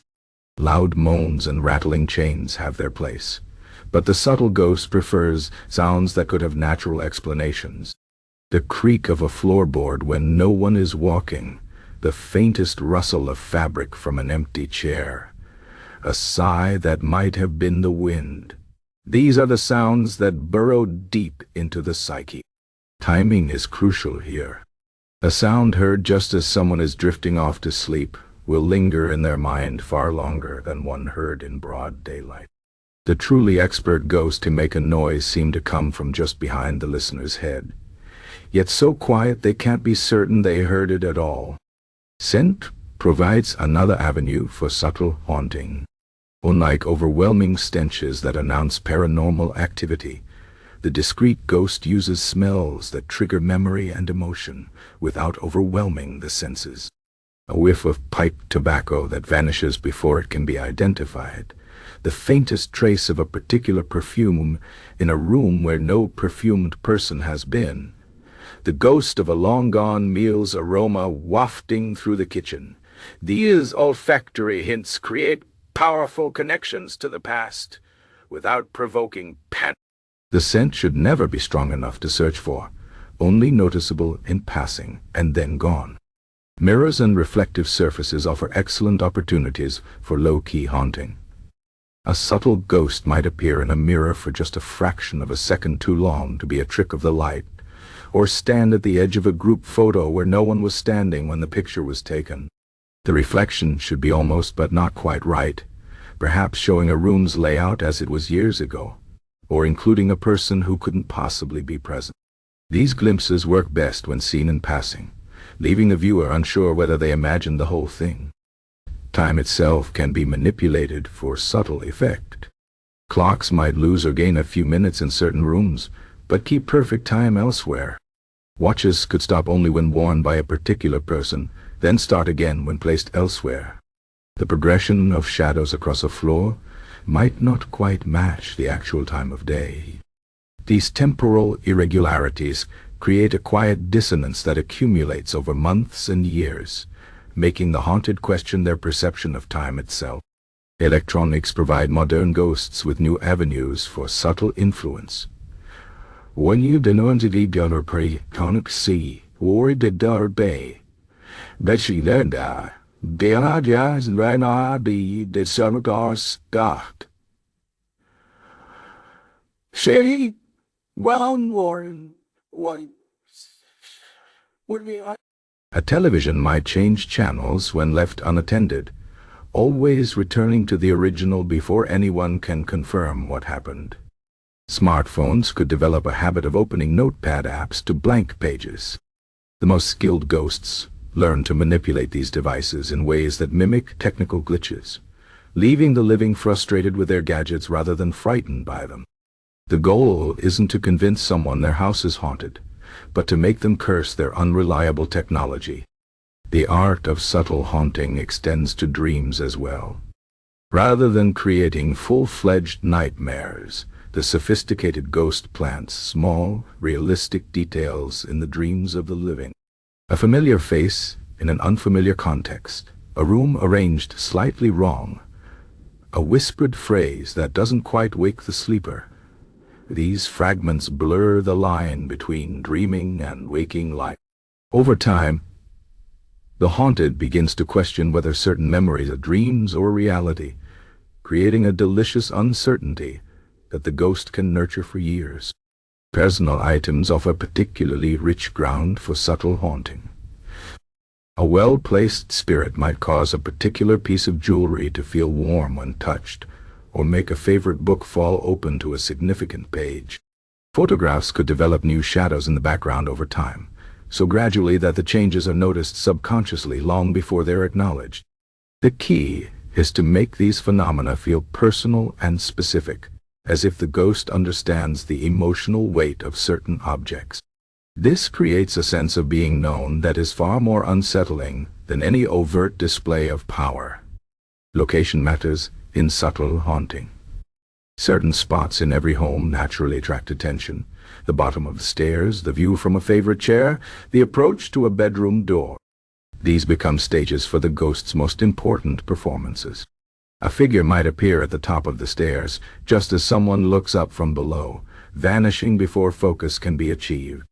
A shadow could pass across the view from that comfortable chair, exactly when the viewer's attention is divided. The bedroom doorway should occasionally seem to frame something indistinct, visible only when no one is looking directly at it. The most effective subtle haunts play on expectation and memory. A ghost might allow the living to catch a glimpse of something often enough that they come to expect it, then withhold the experience for just long enough to create doubt.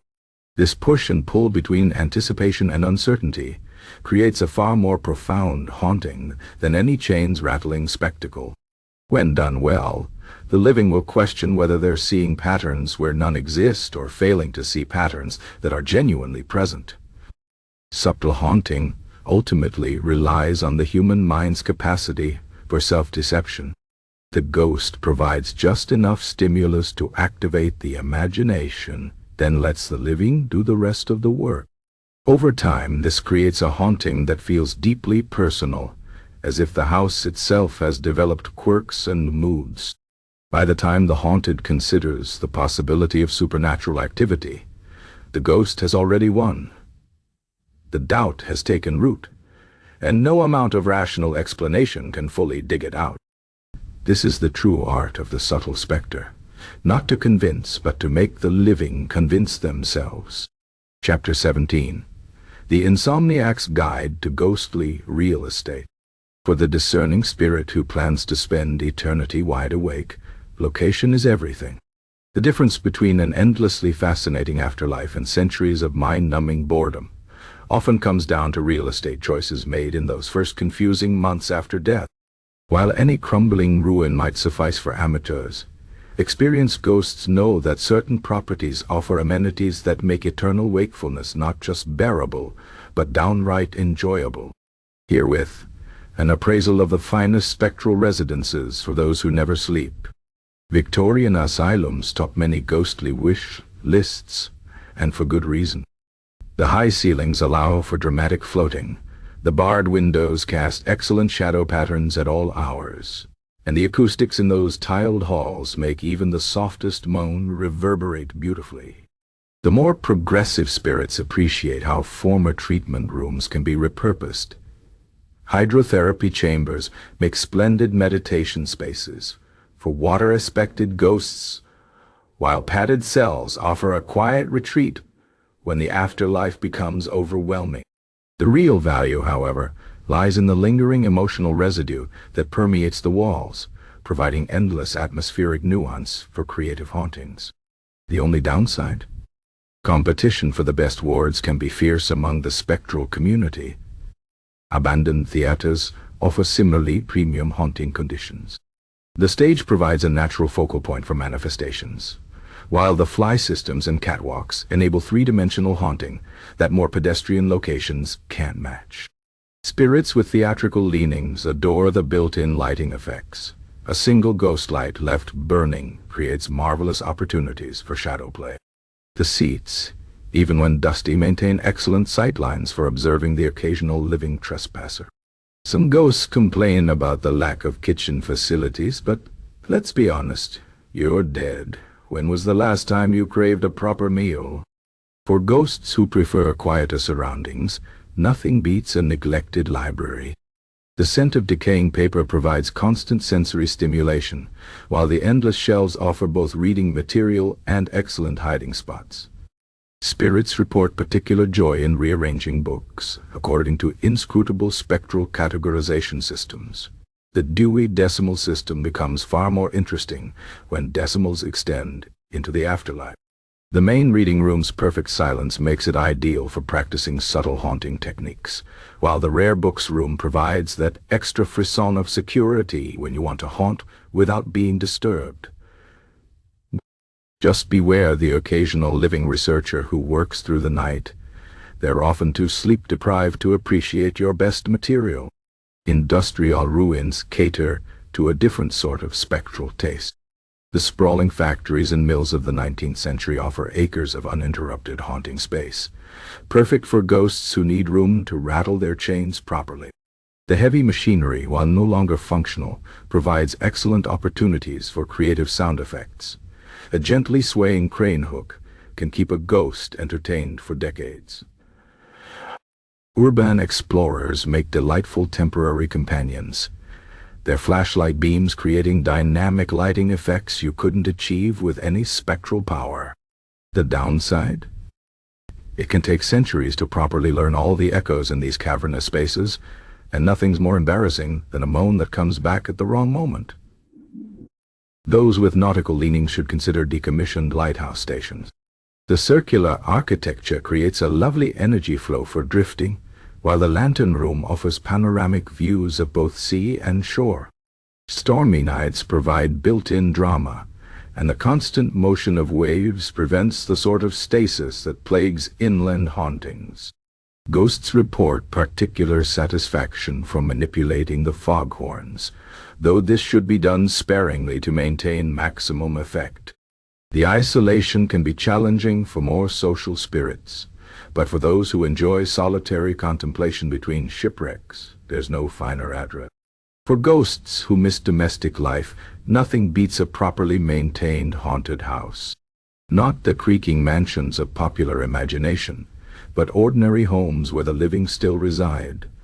These offer endless opportunities for subtle haunting, adjusting thermostat settings, hiding single socks from laundry loads, turning perfectly good milk just slightly sour. The key is finding a family with just the right level of sensitivity. Too skeptical, and they'll ignore your best work. Too superstitious, and they'll move out. The ideal residents are those who consistently blame the dog for phenomena no canine could possibly produce. Bonus points for homes with teenagers who stay up all night. Finally, someone to appreciate your nocturnal efforts. Hospital complexes, particularly those with original 19th century wings still in use, provide remarkably fertile haunting grounds. The round-the-clock activity means you'll never lack for observers, while the mixture of joy and tragedy creates rich emotional energy to draw upon. Old surgical theaters make particularly splendid haunting spaces, with their excellent sightlines and lingering echoes of historic operations. Some spirits specialize in particular wards. Maternity ghosts tend to be cheerful but easily distracted, while ICU specters develop remarkable patience. The main challenge is avoiding the more determinedly spiritual living staff who might try to help you move on just when you've gotten comfortable. Railroad stations, especially those no longer in regular use, offer unique advantages for the mobile ghost. The grand architecture of 19th century terminals provides excellent backdrops for manifestations, while the timetables, even outdated ones, give structure to an otherwise timeless existence. Spirits report particular enjoyment from inhabiting the station master's office, where they can pretend to control arrivals and departures long after the last train has left. The acoustics in these spaces are unparalleled. A whisper at one end of the platform can be heard clearly at the other, allowing for remarkably efficient haunting. Just beware the occasional midnight renovation crew who might unintentionally exercise your favorite waiting room. For ghosts with historical interests, nothing beats a well-preserved castle. The thick stone walls retain centuries of emotional resonance, while the secret passages allow for sudden appearances that would be impossible in modern construction. The armories provide endless props for creative haunting. Nothing gets a tourist's attention like a floating broadsword. More sophisticated spirits enjoy timing their manifestations to historical reenactments, adding an authentic chill to proceedings. The downside? Other ghosts. Castles tend to be crowded with spirits from multiple eras, leading to the spectral equivalent of roommate disputes. Nothing kills a haunting buzz like a medieval knight complaining about your Renaissance-era moaning technique. Modern office buildings might seem like unlikely haunting grounds, but they offer distinct advantages for the contemporary ghost. The fluorescent lighting provides even illumination for manifestations at all hours, while the cubicle farms create wonderfully disorienting sightlines. Elevators make superb confined spaces for sudden appearances, and the office kitchen's constant drama provides endless entertainment. Tech companies are particularly rewarding to haunt. Watching humans argue about whether that strange occurrence was a ghost or a glitch never gets old. The main drawback is the Monday morning energy that can dampen even the most enthusiastic specter's mood. For ghosts who truly can't decide, consider a touring haunting. Some spirits move seasonally between locations. Summers in an abandoned amusement park, winters in a haunted ski lodge, weekends at a particularly active cemetery. This nomadic existence prevents the staleness that plagues stationary spirits, though it does require learning multiple floor plans and haunting codes. The most successful touring ghosts develop signature manifestations that work in any location, like a particular cold spot technique or a trademark whisper that carries perfectly in both stone corridors and glass-walled conference rooms. Ultimately, the perfect haunting location depends on your spectral personality. Some ghosts thrive in the constant activity of a still-in-use location, while others prefer the quiet reflection of completely abandoned spaces. The key is finding a place where your particular haunting style can shine, where the architecture complements rather than fights your best effects. Because when you're facing eternity without so much as a catnap, you'll want surroundings that keep you engaged century after century. After all, you're not just choosing a haunted house, you're choosing an eternal home. Chapter 18. The Philosopher Ghost Who Never Slept. In the moonlit ruins of the Lyceum, where owls now nest in what were once lecture halls and ivy creeps across broken columns, The ghost of Theophrastus of Eresus continues his eternal symposium. He had been Aristotle's successor in life, a thinker of considerable renown.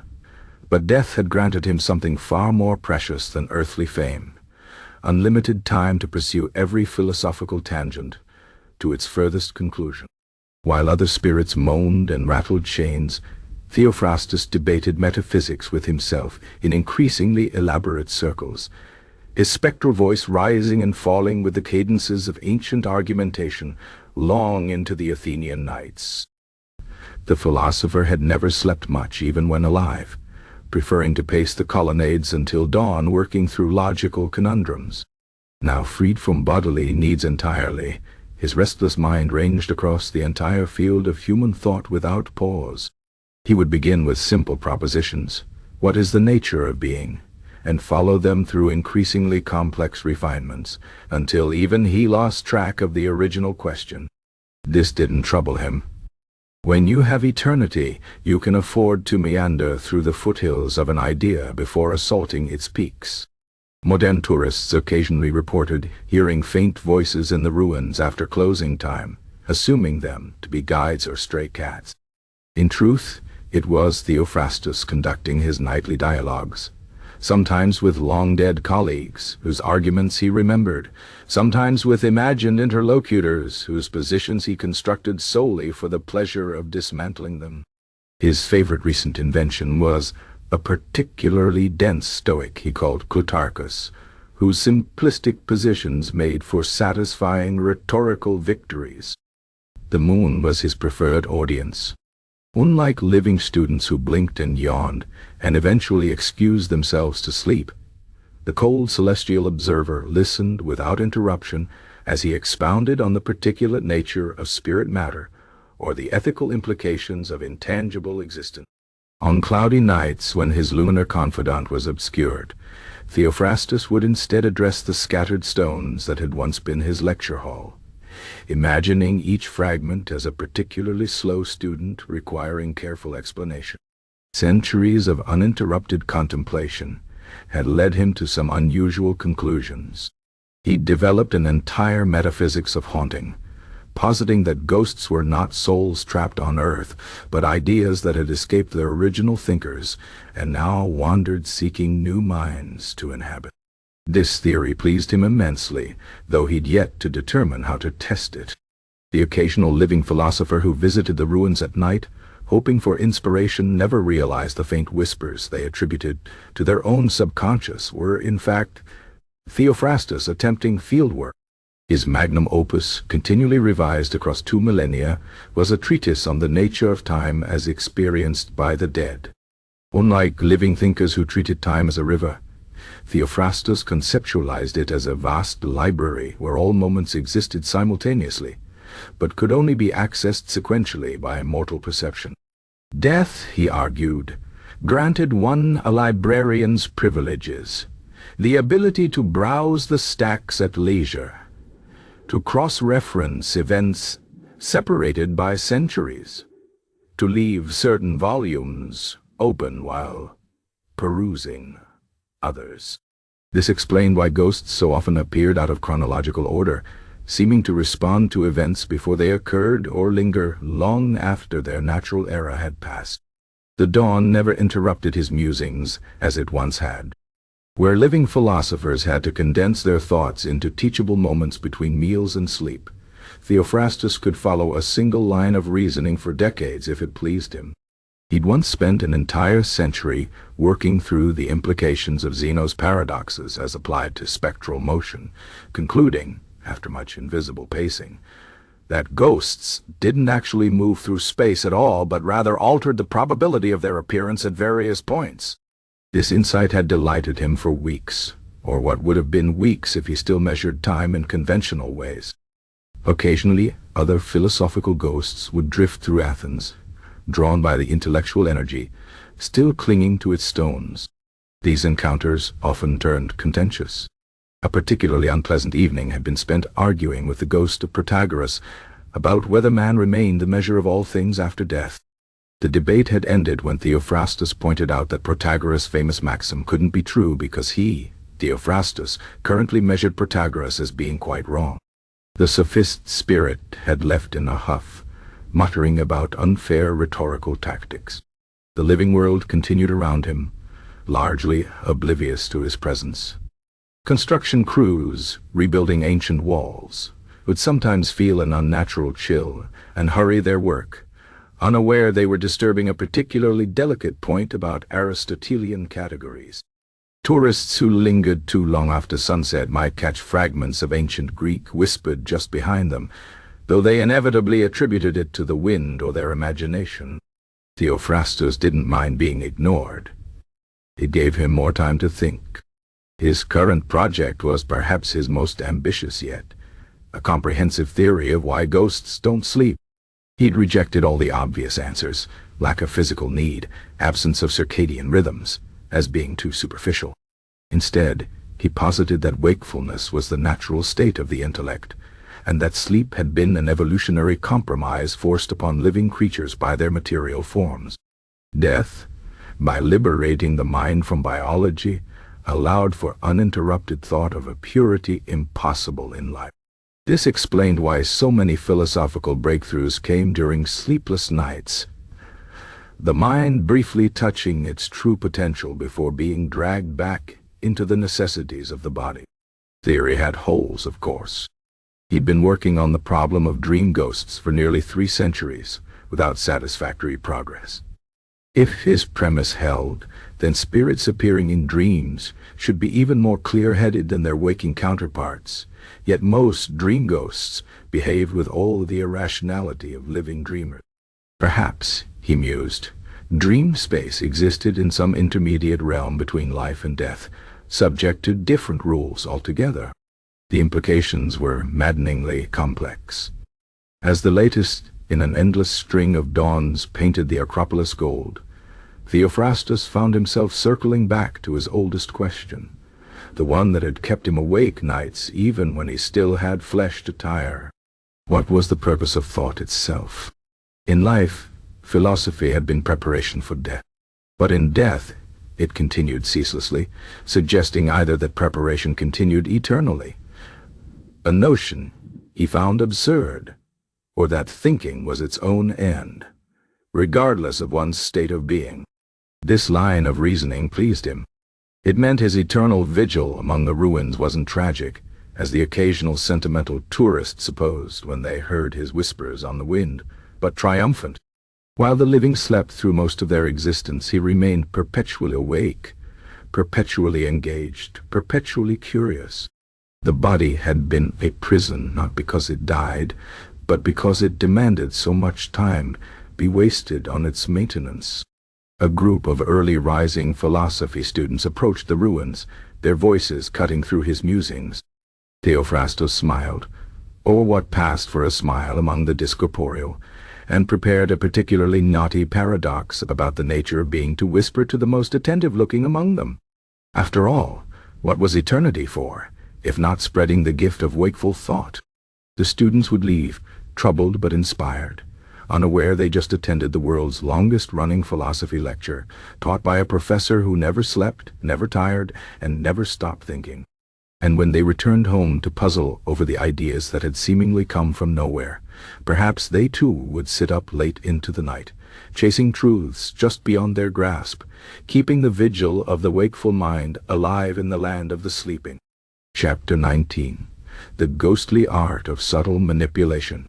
The most skilled ghosts know that true influence is not about rattling chains or flickering lights. It's about infiltrating the liminal space between waking and dreaming, where the living mind is soft enough to bend, but not so loose that it realizes is being guided. The art of dream manipulation is a delicate craft, refined over centuries by patient spirits who understand that the lightest touch leaves the deepest mark. The process begins with observation. A ghost must study their subjects' sleeping habits, the rhythm of their breath, the way they twitch during REM cycles, the tiny murmurs they make when teetering on the edge of consciousness. These are the brushstrokes with which a spirit paints upon the canvas of the subconscious. Too heavy a hand and the dreamer startles awake. Too faint, and the influence evaporates like mist by morning. The key lies in balance, in suggestions so subtle the dreamer believes the thought was always their own. The best time for intervention is during the hypnagogic state, that hazy threshold where reality blurs and the mind is neither fully awake nor fully asleep. Here, a whisper can become a dream character's dialogue. A cold draft can transform into a snowy landscape. A faint scent of lavender might send the dreamer wandering through fields they've never seen but will now swear they remember from childhood. The most sophisticated ghosts layer these cues, combining a distant chime with the faintest pressure at the temples to conjure a vivid memory of a long-forgotten birthday party. Emotion is the easiest channel for manipulation. A spirit cannot force a specific image into a dream, but they can gently steer the emotional undertow. Lingering near the bed with an air of melancholy will seep into the dreamer's mind as a nameless sense of loss. A restless spirit pacing the room might translate into dreams of being chased. The truly skilled can even induce specific flavors of nostalgia, the prickling awareness of a door left unlocked, the warmth of a hand that isn't there, the inexplicable certainty that something important has been misplaced. Recurring dreams are particularly fertile ground. A ghost who notices a dreamer frequently revisiting the same anxiety, lost exams, missed trains, teeth crumbling, can weave themselves into the pattern. One night, the dream exam classroom might gain an unfamiliar painting on the wall. The next, a shadowy figure in the back row who wasn't there before. By the third recurrence, the figure might speak.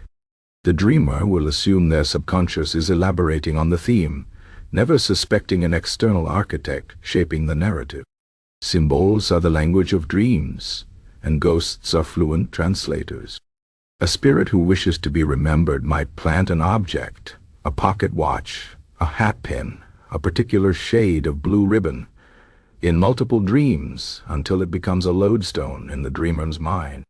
Later, when the living person encounters that same object in waking life, they'll feel an unshakable déjà vu, a certainty that the thing means something, though they can't say what. The connection feels mystical, but the mechanism is simple: repetition and timing. Nightmares require special handling.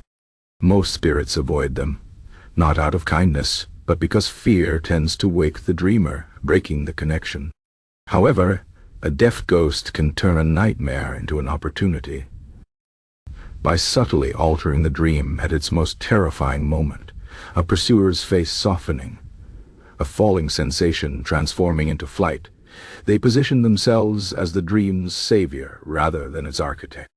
The dreamer wakes with a peculiar gratitude they can't explain, a strange comfort in the darkness that wasn't there before. Shared dreams are the holy grail of ghostly manipulation. When two people sleep near each other, a skilled spirit can bridge their subconscious minds, weaving threads of the same imagery into both dreams. The next morning, when one mentions an odd detail, "Why did I dream about a ship made of newspapers?" the other will startle at the coincidence. These planted connections foster superstition, that delicious state of mind where the living are primed to believe in the impossible. The aftermath is where true artistry shines. A ghost's work isn't done when the dreamer wakes. It's only just beginning. That lingering sense of unease as they brush their teeth. The sudden urge to turn down a street they usually ignore. The inexplicable hunch that today they should call an old friend. These are the seeds sprouting from last night's planting. The living call it intuition. Ghosts call it craftsmanship. Of course, there are rules. Overplay your hand, and the dreamer becomes suspicious, either of supernatural interference or their own mental stability.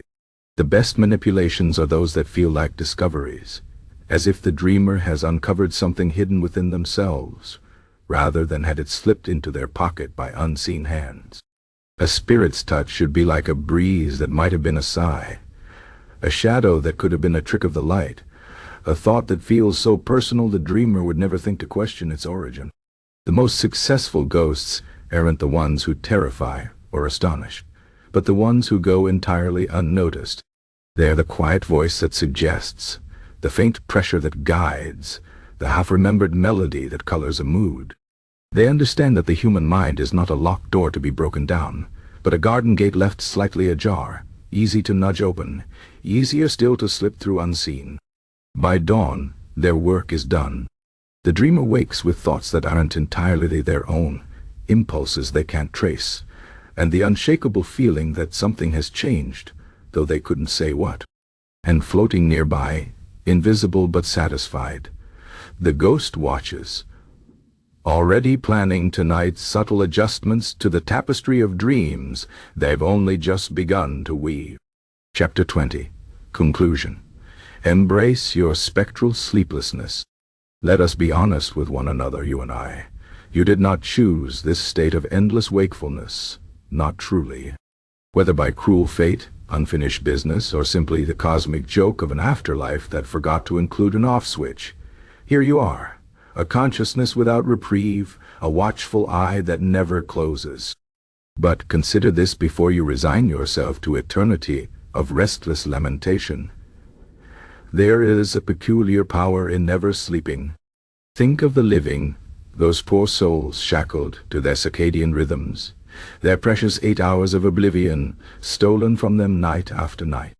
They spend a third of their brief lives unconscious, drowning in dreams they won't remember, only to wake groggy and resentful of the dawn.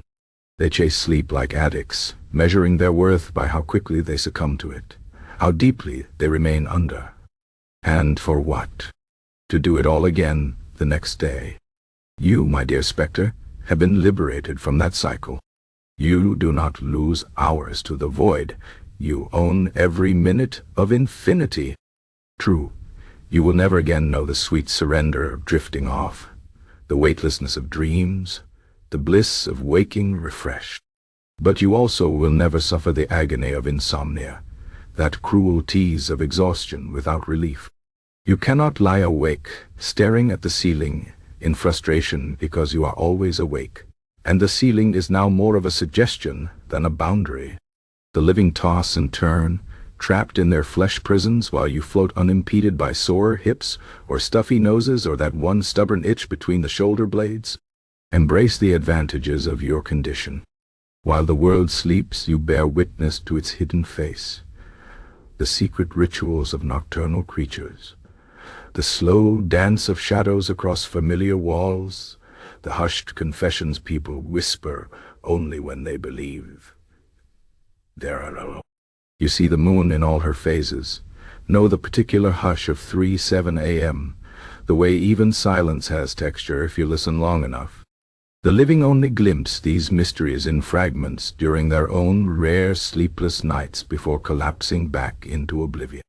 But you are the perpetual midnight scholar, the eternal observer of the dark hours. Consider the creative possibilities. With no need to rest, you can follow a single train of thought for centuries without interruption. You can perfect your haunting techniques through endless trial and error. You can memorize entire libraries, compose symphonies only you will ever hear, trace the lives of generations like a slow-burning novel where you alone remember all the foreshadowing. Time, that cruel master of the living, is now your plaything, stretching and bending as you please. Yes, the nights are long, but they are yours in a way the living can never comprehend. No alarm clock will ever jerk you from peaceful oblivion. No responsibilities will demand you trade precious rest for productivity. Your existence is entirely your own, an endless expanse of quiet hours to fill as you see fit, with contemplation, mischief, nostalgia, or simply the pleasure of watching dust motes drift through moonlight. So the next time you find yourself envying the breathing for their temporary escapes into sleep, remember this: they are merely visiting the darkness while you have made it your home. They must ration their midnights while you possess an inexhaustible supply. Their dreams fade by morning, but your wakefulness endures, sharp and clear and entirely your own. The living will never understand. How could they? They spend their lives half asleep, while you, beautiful, haunted, gloriously alert, are forever wide-eyed in a world that dozes through its own existence. So haunt well, my restless friend. Haunt curiously. Haunt with style. The night belongs to those who never close their eyes, and you, dear ghost, own the night.